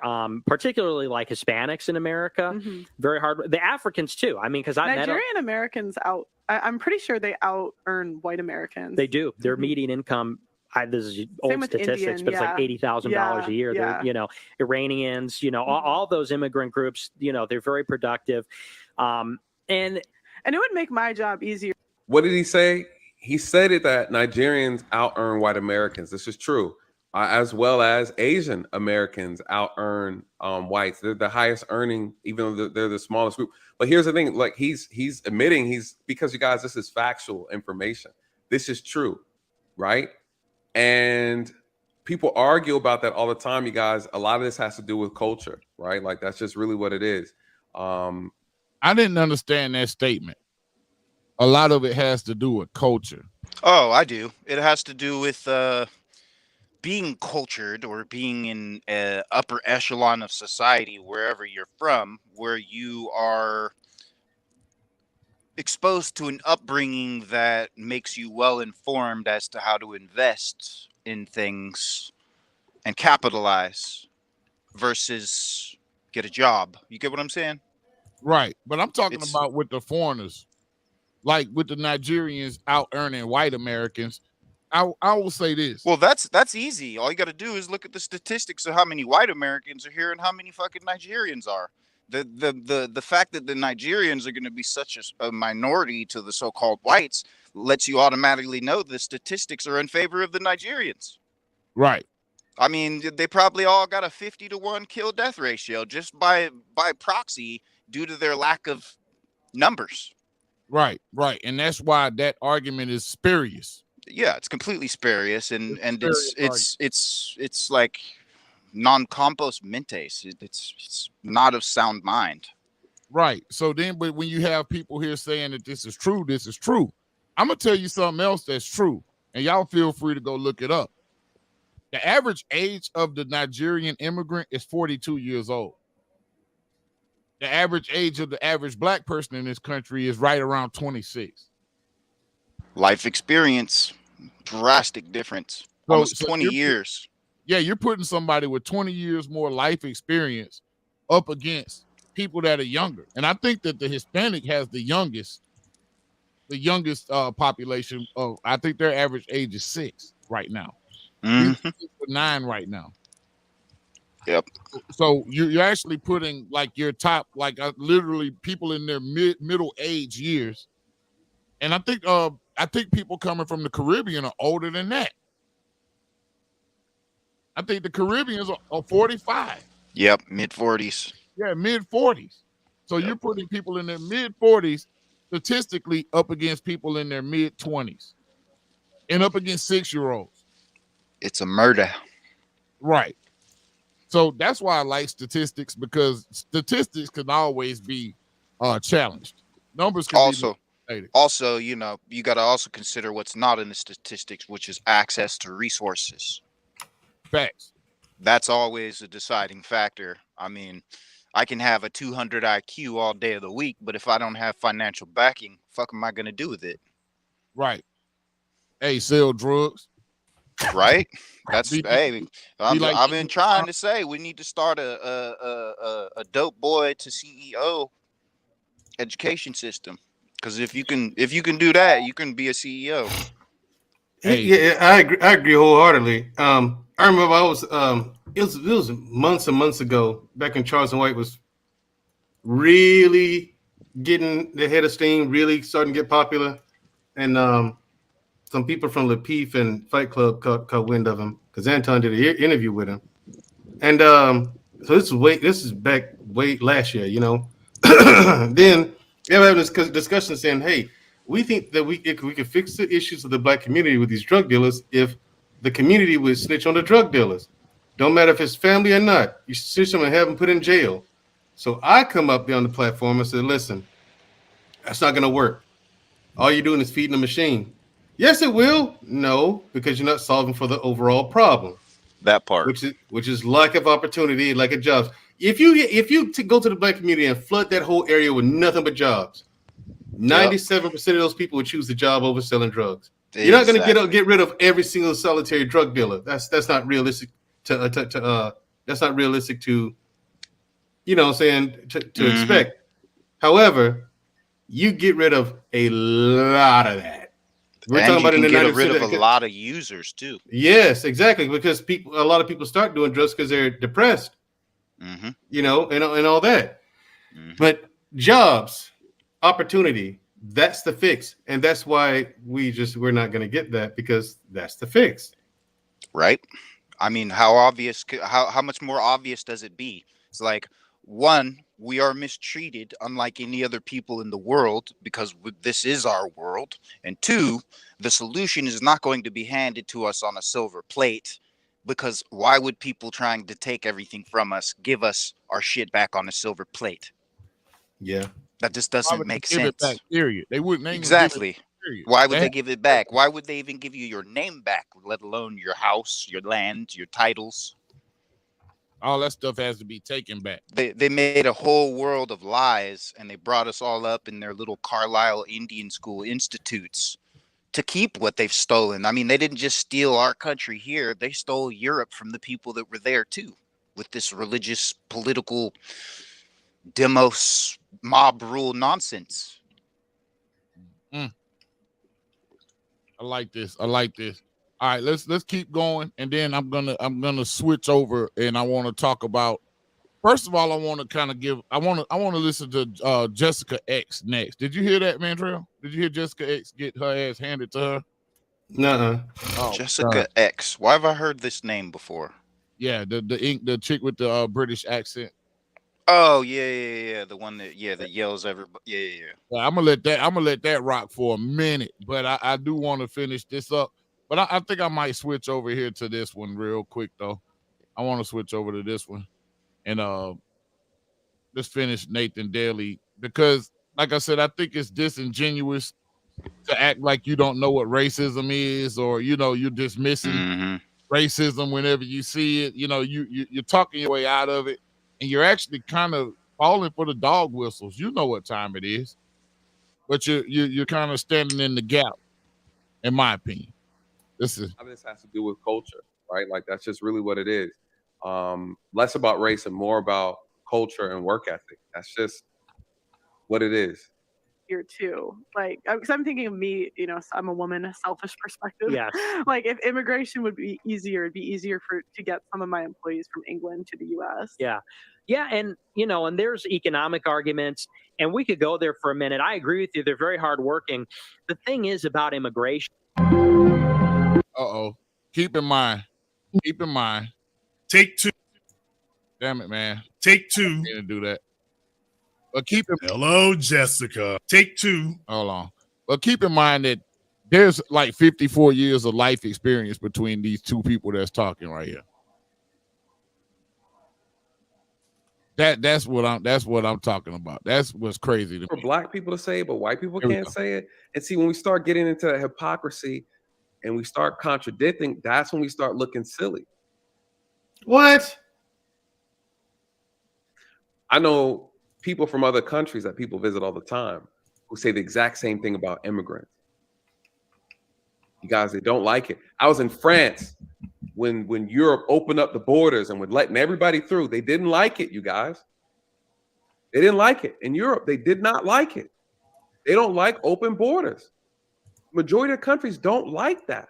They don't want immigrants. Why? Because when you come with a different culture, you change the environment and the customs, and people have to assimilate. They start mixing all over, and then what it once was is not there anymore.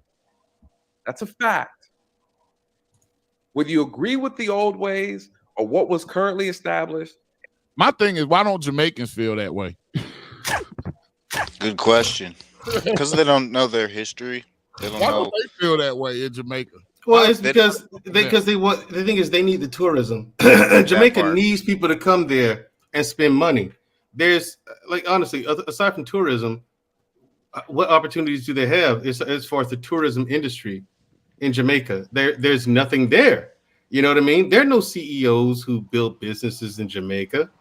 No one's doing that.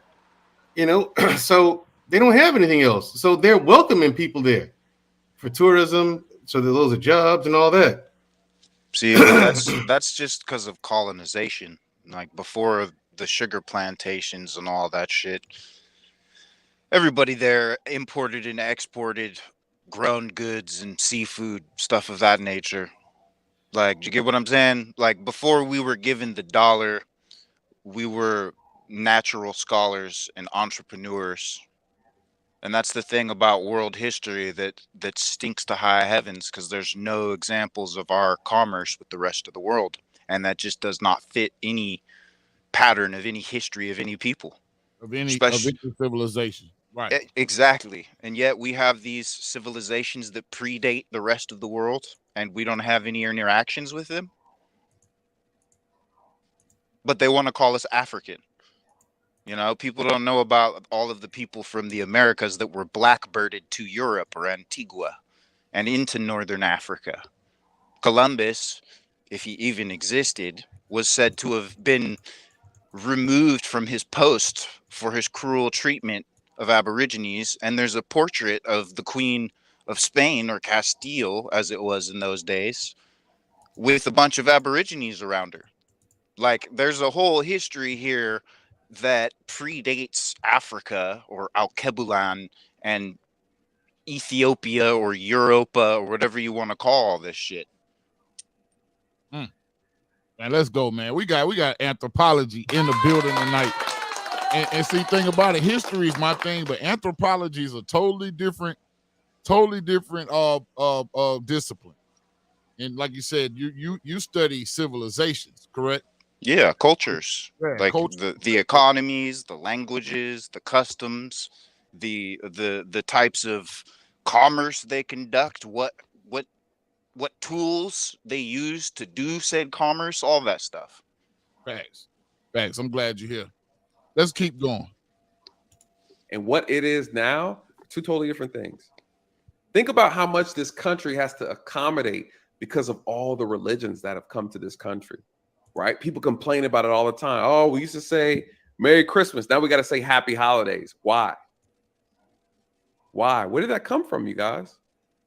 Oh, we used to do this way, but now we got to do it this way. Why? This country has gotten so politically correct. Why? Come on. Like, again, I'm not saying his ideology is correct. I'm saying what he's saying doesn't make him a white supremacist.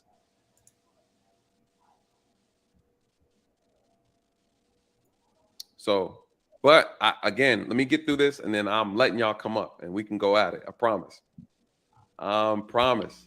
In Poland, they switched it out with Nigerians. It would be a completely different country. Exactly. Yeah. How do you feel? Hey, well, Mike. I don't want to get you in trouble, but I mean, do you think that makes me a white supremacist to say that? I would disagree. I would disagree with that last statement he said. I would say that if you call yourself white, you are a white supremacist, because that's what white supremacy is, believing that you're white and that you're somehow separate and apart and above. Right. The same goes for black supremacy. If you call yourself black, then you're a black supremacist because you consider yourself to be separate and apart and above. And in the middle, you got people like me who are mixed with both, who know the history from both sides of the story, and we're impartial about it. But what about the people who didn't choose that name for themselves? Well, none of them. I mean, it was the Jacobean playwright Thomas Middleton on July 13th of 1603 that first coined the term white people in a play called The Triumphs of Truth. The word had never been uttered in the world until then. I might have to look that up. I want to check that out. You Please say do, what was sir. the name? Thomas Middleton, the Jacobean playwright, and the play is called The Triumphs of Truth. Triumphs of Truth. Give me one moment. I'm trying to print here. That's the hardest thing in the world for me. All right, cool. So yeah, it's like, you know, just a few hundred years ago, the world was a very ambiguous place, and through disambiguation or divide and conquer or disenfranchisement, all meaning different things in civics, in social definitions, and in the original etymology, have been utilized to divide people into three separate groups. the left, the right, and those in the middle who aren't accepted by left or right, but also aren't allowed to create their own path or forge their own identity. They have to be under the black or the white. They have to understand someone else's authority. They're to overstand. Or understand, because I have both in me. Right. Let's go. No, that kind of makes sense, like what you're saying. Personally, I'm trying to get my Africans in America, so we're not gonna support them. Look at, please make it easy for me to immigrate next year. Well, I will say, hey, they are more industrious than American blacks. Get blessing in. You heard that? They're more industrious than American blacks. Now, see, Really? Somebody I'm sorry. Who invented the boot last? Who invented the rotary engine and the generator? Who invented the air pump? Who invented the parachute, the propeller? Who invented the autochrome or the automobile? Who invented the train? Who invented the steamship? Do I need to go on? Who invented the microprocessor that's making our electronic devices run right now? In fact, whose language and whose architecture is that microprocessor made out of silica and crystal based on? Who, I'm sorry, what does this black screen have in it that's in my skin? Melanin. Yeah. What does a solar panel need to use solar energy? Needs sun. It also needs melanin. Carbon, concentrated. Gotcha. Yeah. You get what I'm saying? It's like, what the fuck are we doing here? Right. It's two types of melanin. One's pheomelanin and one's eumelanin. Why is nobody sticking up for their melanin though? That's the question.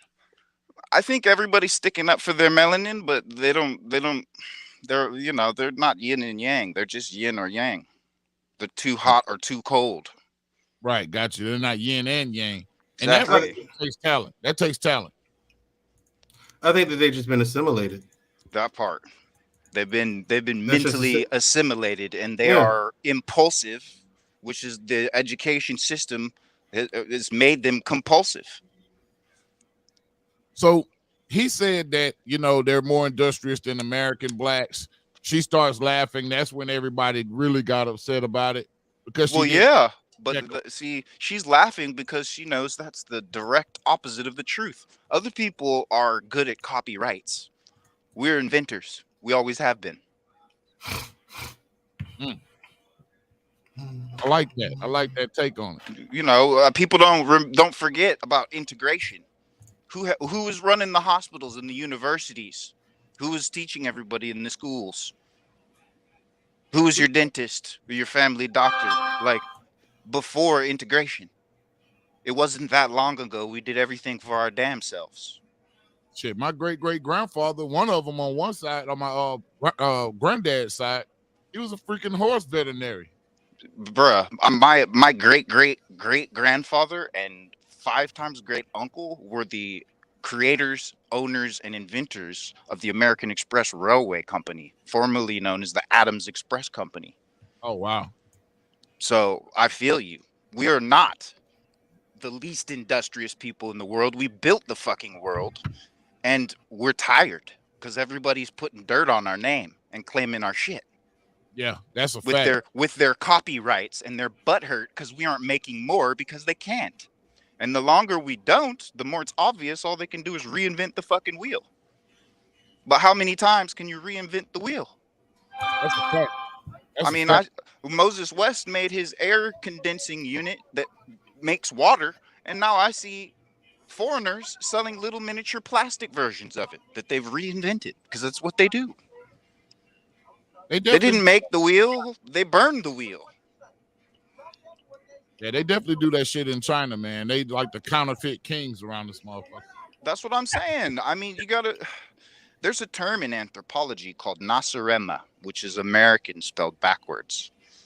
And it's the practice of creating distance between people and their cultures so that foreigners can better understand their culture. Meaning that they're separating us from our culture here so that they can better understand their origins and their culture. That's Okay. a principle. It is one of the guiding principles in anthropology, Wow. and is one of the reasons why I left school. Interesting. Yeah, very interesting. Well, look at everyone but Blessing and Yeah. King. But no, I understand, because it would be the same, even if we took race out of it and said Poland, let's take Poland. Like, I She's having a lot of difficulty taking race out of it. lived in Germany and the UK. If you switched the UK with Germans, it would be a completely different place Yeah. too. Because I lived in Germany for like 3 months when I was 18. Hmm. So yeah, I mean, it would be less, like, I would say there's less cultural differences. It wouldn't be as extreme as, say, Poland and Nigeria, but it would still be really different. Right, because it's degrees. And people's rebuttal to that is always, they're like, well, American Southerners are different than New Yorkers. And it's like, yeah, but Southerners and New Yorkers are more similar than either of them are to people from Asia, because it's Right. about proximity. Regardless, when you bring over a completely foreign population, they use a different alphabet, they use a different language, a different religion, different culture, different body language, sense of humor. It's just not going to be the same place. And it gets to this fundamental idea, and this is maybe this is another reason why I say I'm a true right-wing person, not a liberal, is because I don't think people are interchangeable. I don't think that Germans and Italians are interchangeable. They're not. They're different. They look different. They have a different temperament. Even if an Italian was adopted by a German, they would still be different. They would still act differently than the other Germans, even if they spoke with the perfect German accent and everything, because there is something that's biological about how we all are. There is something genetically determined that goes beyond our height, weight, and why wouldn't it? I mean, okay, so is it location in, based? He's starting to dabble in eugenics now. Exactly. And That's see, what I was just about to say. is a host that can't determine that and disseminate that information to his audience. He has a nice sized audience, and I think this is not cool. You know what I mean? Big Mike, I'm with you, bro. I find it hilarious that a people whose whole history is made up for the purpose of whitewashing it, I find it ironic that they complain about foreigners moving into their area using different languages and different customs and wiping theirs out, when that's exactly what they did to the people from everywhere they're at, apart from the Caucasus region of Siberia. Right. And this guy is an Italian and a Mexican. Nothing screams immigrant more than those two fucking racist stuff. I'm sorry. Well, I mean, those two countries, bro. Yeah, I mean, if you look at since we're talking about all this eugenics bullshit, if you look at the genetics of every group of every people in every place, they are not the original genetic group. They may descend from them or be part of that original culture, but those original people are gone, long gone. People have been mixing with each other like crazy for a long fucking time, as long back as people were looking different. You wanted different. I could tell you were Irish because your hair is lighter. That's like a genetic trait. Why would it stop there? We look like our parents genetically. Why wouldn't we act like our parents? Why wouldn't we, know? This is a point. Shout out to you, Dre with the $10 super chat. He says Coney is kin to the Dropping Gems Jenkins clan. He is on it tonight. He's on it. So yeah, Coney is on it. He's making some very strong points, and very timely points as well. Shout out to Dre for pointing it out. Absolutely, and thank you so much for this. This is one thing I want to point out. Another thing is with Nick's perception, his perception, and this is where it gets dangerous for people who think like him and have this ideology. He's now talking about biology. Right? He's now talking about biology. And what he just said was a flawed and inaccurate understanding, because he's pointing out these physical traits on Pearly. You see what I'm saying? Straight up eugenics. You took it to biology, but the man is talking about eugenics. Yep, straight up And eugenics. biology are two different things. He's quoting Johann Friedrich Blumenbach. He's not saying anything original. Right, and it's not a biology class. I need Not the at host all. to understand that and be able to point that out to your audience, bro, and let them be able to look at that, because eugenics is definitely part of white supremacy. It's That's part of white pseudoscience. supremacist worldview, pseudoscience, facts, Rubbish. yes, facts, junk science, and the last remnants of that is the American Psychological Association. Yep. I mean, That's race doesn't exist in natural science, so you automatically know eugenics goes in the garbage bin. Correct. And that's what I need these black YouTubers to be able to let their crowd and audiences know. Not saying you have to say the man is racist and he a white. You ain't got to jump out the window with it, but you at least need to know that eugenics is one of the tenets of white supremacy, supremacist intellectual thought. Mm-hmm.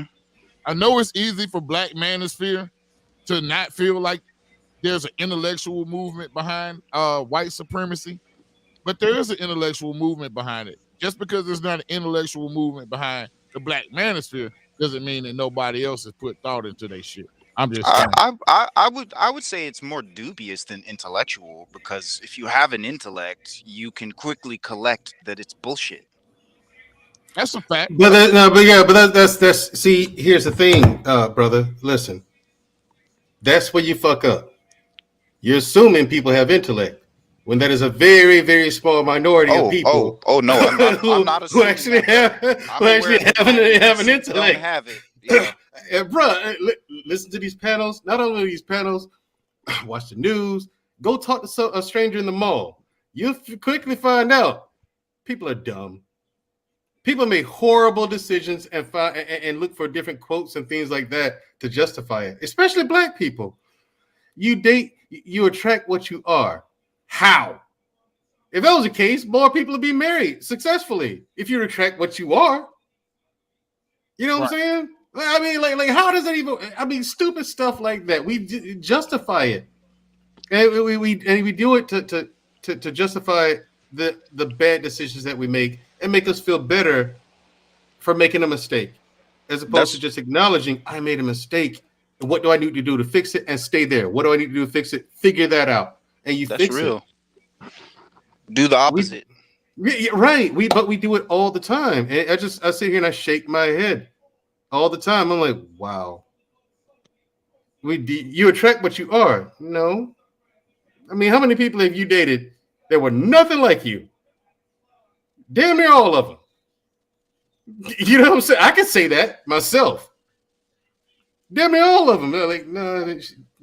And for me, strictly speaking, like Mike knows a little bit about my past, but it's very hard for me to find someone with shared life experience. Right. You know what I'm saying? So that's not gonna happen. So to find someone like me, sniff around this motherfucker, like right. So to find a female like me, I mean, that's nah. Yeah, you attract your opposite. You don't attract more of what's like you. That's rubbish. Hey man, y'all will wake up in the morning and just pistol whip each other to get it started. Right, to get the day started. To get the day started.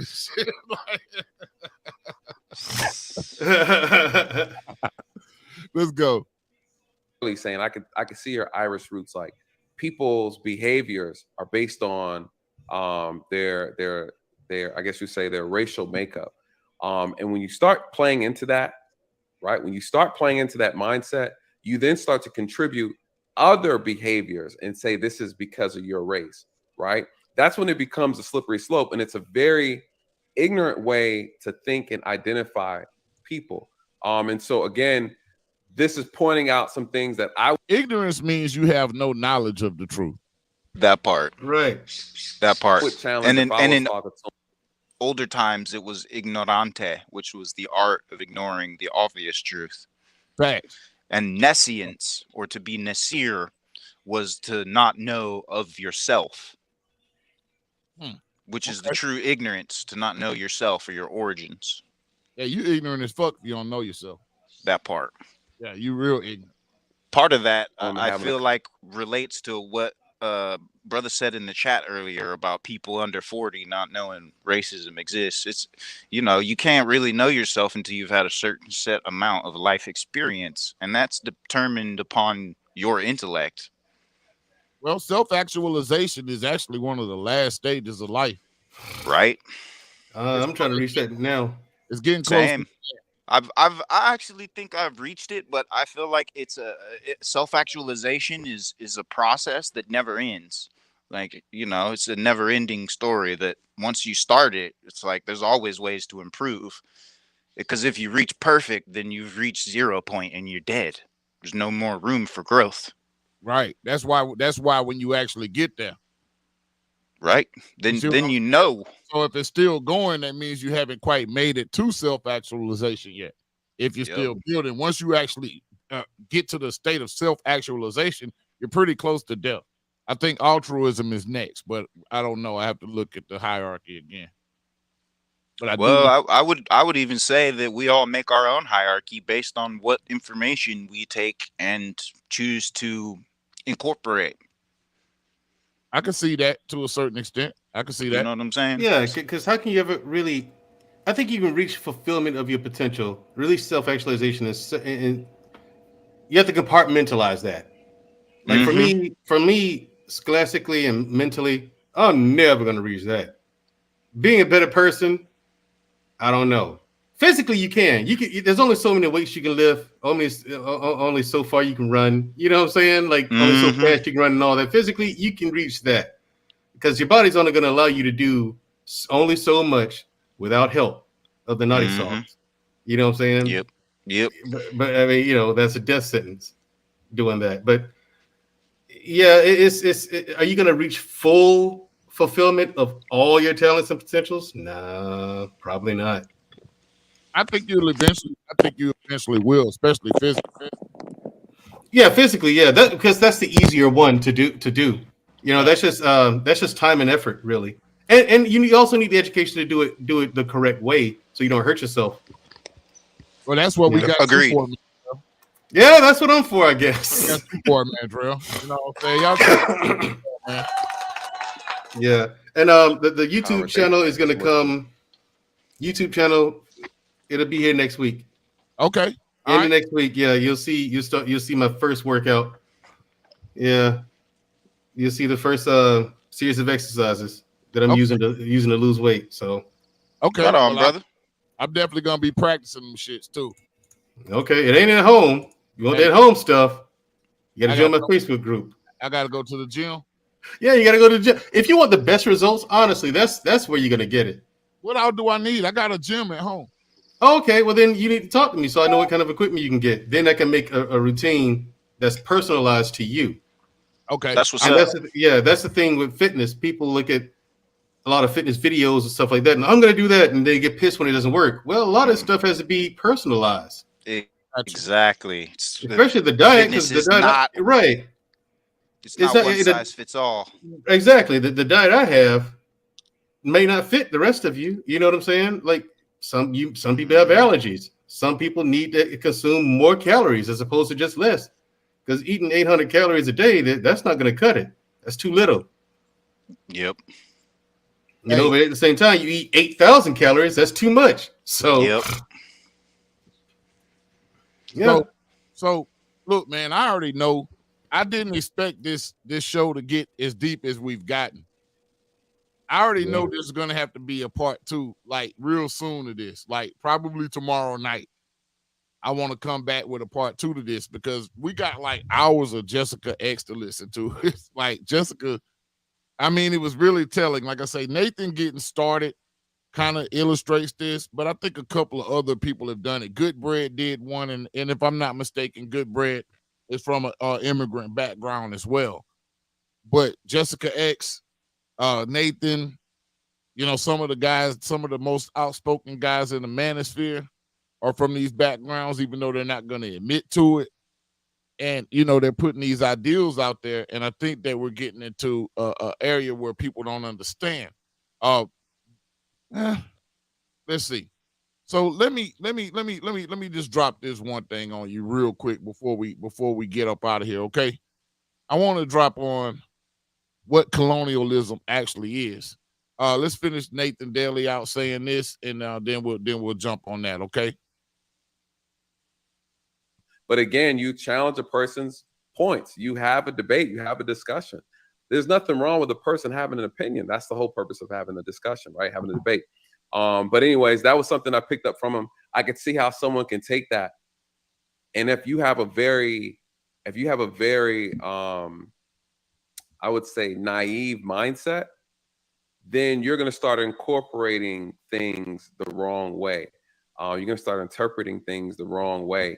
But again, that's why you educate folks, right? And you have those conversations. Okay, so is this really true education? Because it's almost like if you don't believe me, then you have some kind of naivete. It is true education. He is steering. Yeah, but is he steering in the right direction? No, but education is about drawing you to the conclusion you want. It's Hegelian dialectic in nature. Got you. You know, what you want to be is an autodidactic philosopher. Autodidactic meaning without a teacher, philosopher meaning a lover of knowledge.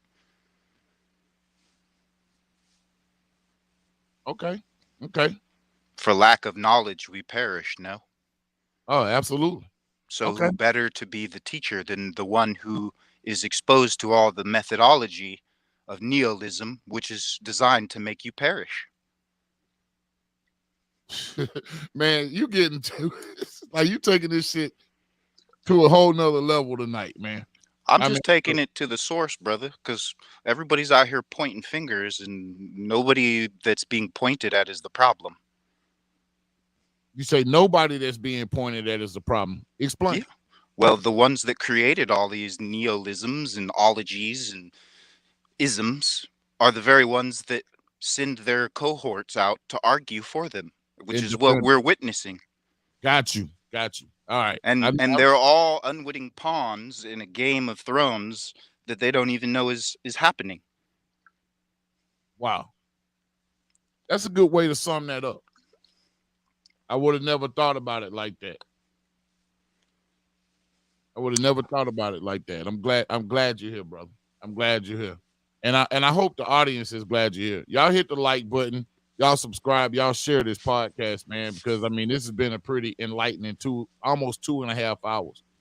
And you know, it's funny because I got called white trash and all kinds of shit last night on another podcast, which I'm not going to bring the name up because it wasn't brother's fault. But regardless, I was debating not even coming online anymore after that shit. But now, you know, when I think about it and I think about how everybody's been misled, it just put more fire under me, actually.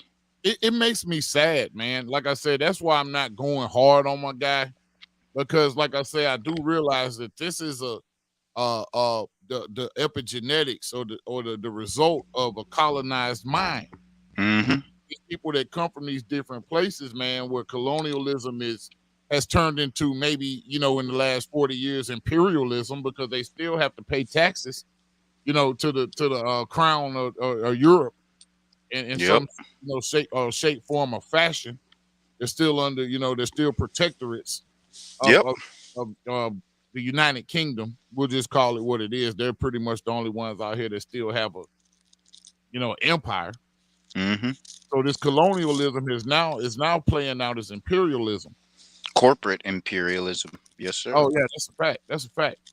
So I'm starting to really feel bad for my folks, man, but I just don't need them over here talking.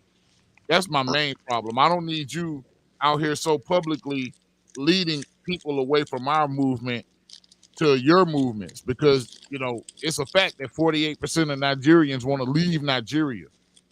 So there's nothing back there for you. You need to come and get with the forward thinking here in the United States, the people that have been, you know, immersed and soaked in this game for hundreds of years. Mm-hmm. We understand this. There's nothing you can come tell us about ingenuity, about government, politics, economy, none of that shit. Right? I mean, they got their government from us. They got the Great Law of Peace from the Iroquois Confederacy. Right. They got their Salic law from the Salish Indians that existed on the California coastline over 10,000 years ago. And all of this information is buried, and we got people out here that don't know it, that speak with such authority over other people's minds, man. This is insane. And like I said, I've sat down and spoken with this brother before, face to face, man. And like Mandrell said, I was a little bit shocked myself. I didn't know it was on this level. Like, you know, some of the other people, the Candace Owens worship and all of that shit, I've been picking up on okay, maybe this brother isn't kind of where I want to be, you know, mentally. He's not at the same place in his journey as, you know, maybe I am and maybe my family is. I mean, as more of them come here, is this something that we're gonna have to respect? We ain't gotta respect it. Or should we? We don't have to respect We'll have to respect This it. is our land. Exactly. Yeah, I mean, respect is earned, not given. Is it something that we should expect? I say yes, because again, they don't have the same frame of reference that we do. There's no way that they could, unless they experience it firsthand for themselves and see for themselves. You know, which is very unlikely to happen, unfortunately. But should we expect it? I say expect it until we see different. That way, we're prepared for the worst. I feel you on one note, but I kind of disagree, because I gotta agree with my grandpops on this one. Expectations are premeditated resentments. If you go expecting shit, then don't be surprised when it turns out the way you expect, or worse, different. Well, how do we as a people hold these people accountable? Because what they've just witnessed, and I think the reason for a lot of the backlash is that they really just witnessed Pearly Things have to be called to account for some shit. And I think that a lot of people don't like that. A lot of them especially didn't like that. And now it's almost a retroactive defense strategy that's happening right now, almost to erase history or to minimize what was said in order to keep, you know, so she could keep her position. You know what I think the solution is just unsubscribe. If you don't like something, why would you keep coming back? Right, like I've never seen a broadcast of just Pearly Things, not one time. I've never even heard of these people. Right, and so I just don't. And like a lot of these conversations that I used to be into, I don't go to anymore. A lot of platforms, I've unsubscribed from so much stuff. And it's unfortunate because it's all black content creators. I've unsubscribed to so much black content. It isn't even funny, and it kind of drags me down a little bit. You know what I'm saying? Like, this is a shame. There's no content here worth it. You know what I mean? It's all just dust. It's hot air. Well, until we show more respect for the truth and more respect for intellectual honesty, it's going to continue to be like this. Well, telling the truth is a hate crime, bro. We're going to have to be some haters. And I don't think anybody wants to be called a hater. I don't care. I don't mind. As long as I'm telling the truth, I don't care. As long as the truth is being told, I mean, I don't care how you give it to me. Give it to me real, raw, unfiltered, uncut. I want that pure, 100% truth. I'm a person who doesn't care about delivery. I care about intentions. Like, why are you giving me this information? What are your intentions behind it? Why did you deliver it that way? What was your intentions? Because you could be using it as an insult. So that's why intentions matter to me. You know, but if we're just talking and we're exchanging information, even if it's in a heated discussion, no one's trying to insult anybody. We just have a difference of opinion, a difference of ideology. Right. You know? So I mean, for me, delivery don't matter. So for me, delivery doesn't matter. But people in these spaces get hung up on that all the time. Listen, like Kevin Samuels, listen to the way he said that. I'm like, okay, but did you hear what he said? I heard it. No, did you really hear him? Were you listening? Did you comprehend what the guy said? Was he wrong? I don't like the way he said it, but was he wrong? Like they missed the point because of delivery. I'm just whatever, you know, because they don't like it. And you got a lot of guys like that. Yeah, you do. I don't know. I think it's really petty how you gotta like somebody to consider what they say the truth. Yeah. This is the manosphere, man. Hold on. Do that scene where everyone gets AIDS. I don't act anymore. I gave that up. Oh, come on, man, just a scene. I said get away from me! I'm completely lost! I've hit rock bottom.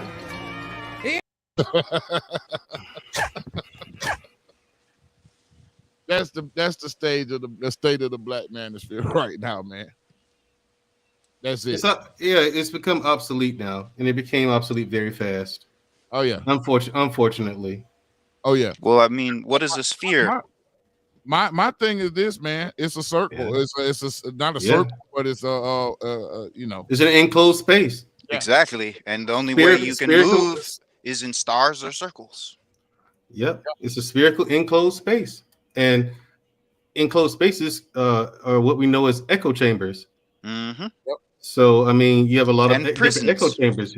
Exactly, and unfortunately, you have people out here who won't listen to reason, and they won't listen to logic, reason.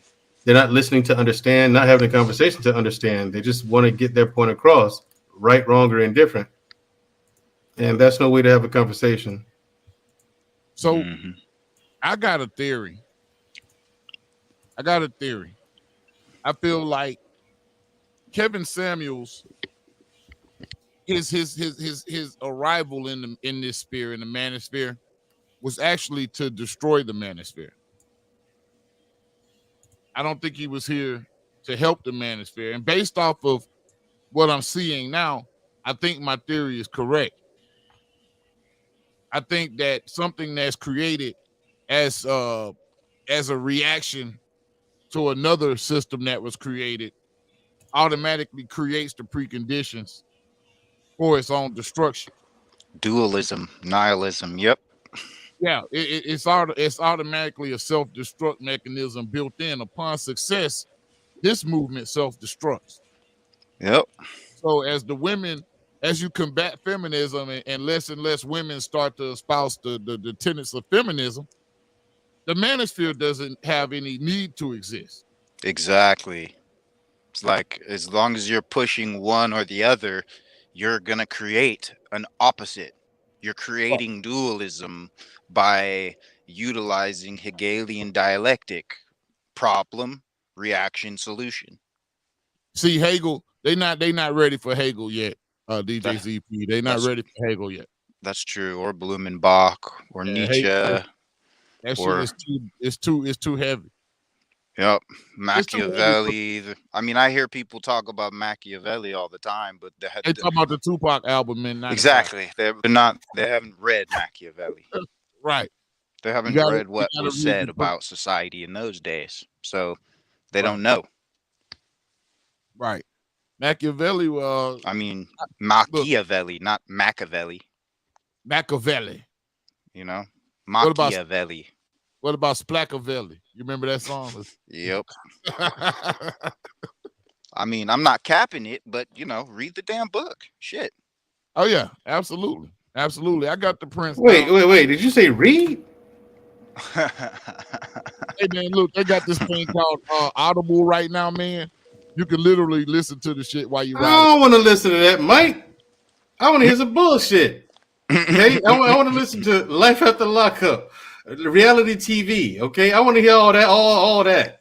The Millionaire Morning Show. Right, the Millionaire Money. I want to listen to that bullshit. Nothing but wrong answers and misinformation.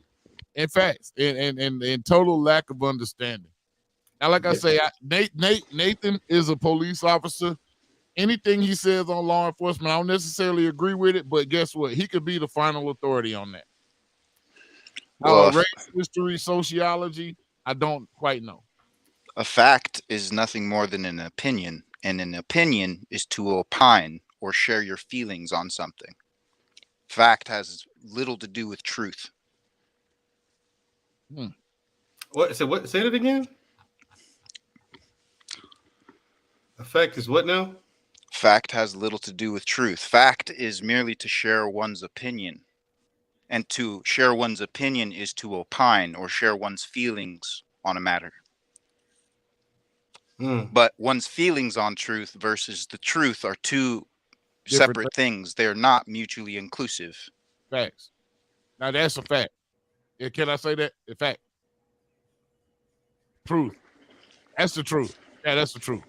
You know, if somebody calls me a name, I may in that moment feel as though everybody like them should be kicked out of my country. But does that make my feelings true? Is every single person doing that to me, or is that just me being in my feelings, being immature? That's you being in your feelings, but it's a fact to you at that point in time. Exactly. So to a fact is merely to share your feelings or your opinions on a matter. To opine has little to do with the actual situation at hand. I can see that. I like the way you frame that. Let's see, man. Look, I'm gonna have to do a part 2, man. I'm getting a little too far into it. And I'm not even halfway through. So I think right now, after Nathan, is a good time to cut it. But what I want to do is come back tomorrow with Jessica. Is that fair? Get it, man. Yeah, I'm gonna come back tomorrow with Jessica, man. I got some other things I need to do, but I did want to get this started. Excuse me. There is a difference between somebody who's suffering from racism and somebody who comes from a colonized mindset. There's a big difference. Big difference. There's a big difference in the two philosophies and institutions as well. So tomorrow evening, let's go for 7 o'clock. 7 o'clock Friday, we're going to discuss this, part 2 of this, in which case we're going to listen to Jessica X get the business on at the business broadcast. Yep. That shit was shameful. It was horrible. I would say that racism is a institution in and of itself. It is, but colonialism has racist aspects to it. Well, yeah, they're one and the same. And all of the above fall under the corporate umbrellas of BlackRock. Okay. Well, let's reconvene on this tomorrow. Yes, y'all got any last words before we get up out of here? Just grand evening to everybody. Well, good evening to you too, man, and I appreciate you for being in this show today. My pleasure, brother. Yes, sir. Yes, sir. DJ ZPE in the building. Mandrell, what's up with you, man? What you got? What you got? If you're a foreigner, the language being used in this video and videos like it, this is why we say you have no place in the conversation. Because you clearly don't understand what dog whistling is. You're doing it yourselves and don't even realize it. Right. And we can't have that. You know, again, you have no true frame of reference. There's no way you can fully understand what we've gone through and what got us here without being born here and being educated, you know. But you got some people out there, you can educate them all the live long day. They'll still deny it for some reason. But, you know. Willful ignorance. Right. That's my thing. I mean, I'll have the conversation with foreigners about it. Yeah, but when it comes to making decisions, they got no place in that conversation at all. You know what I'm saying? We can exchange ideas and ideologies all the live long day, but you got to understand where we're coming from with that. When we say you have no place in the conversation, you have to understand where we're coming from with it. You're lacking context, knowledge, and education.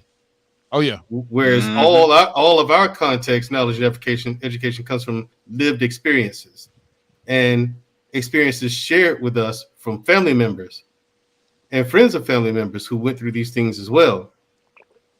So we have pretty much first and secondhand knowledge of all the stuff we're talking about. And knowledge of the terrain. Exactly. So that's my thing. Yeah, just understand where we're coming from. And just take a back seat. Yeah, all right. Yeah. Y'all gonna be all right at the end of the day anyway. Exactly. So you might as well come up and learn something. Facts. Y'all gonna be all right at the end of the day anyway, because I mean, look, the government gonna use our $1.6 trillion a year to take care of everybody else in the world. Either way it goes until we get rid of them, right? That part. Yep. Everybody eating off our table. There you go. And we're not even sitting at our own table. Because we got Goldilocks Stockholm syndrome. Oh yeah, we too busy protecting Nick Fuentes, who, by the way, was one of the organizers of the Charlottesville March. Yeah, he was. In Virginia, man, where they killed the white girl, Heather Heyer, was killed, ran over by a vehicle. Nick Fuentes is one of those guys that you're probably going to see going to prison at some point in time in the That's next few years. disgusting. Yeah, you're going to see the guy going to prison in the next few years for something or another because, you know, you're just young and kind of dumb. That's diabolical, bro.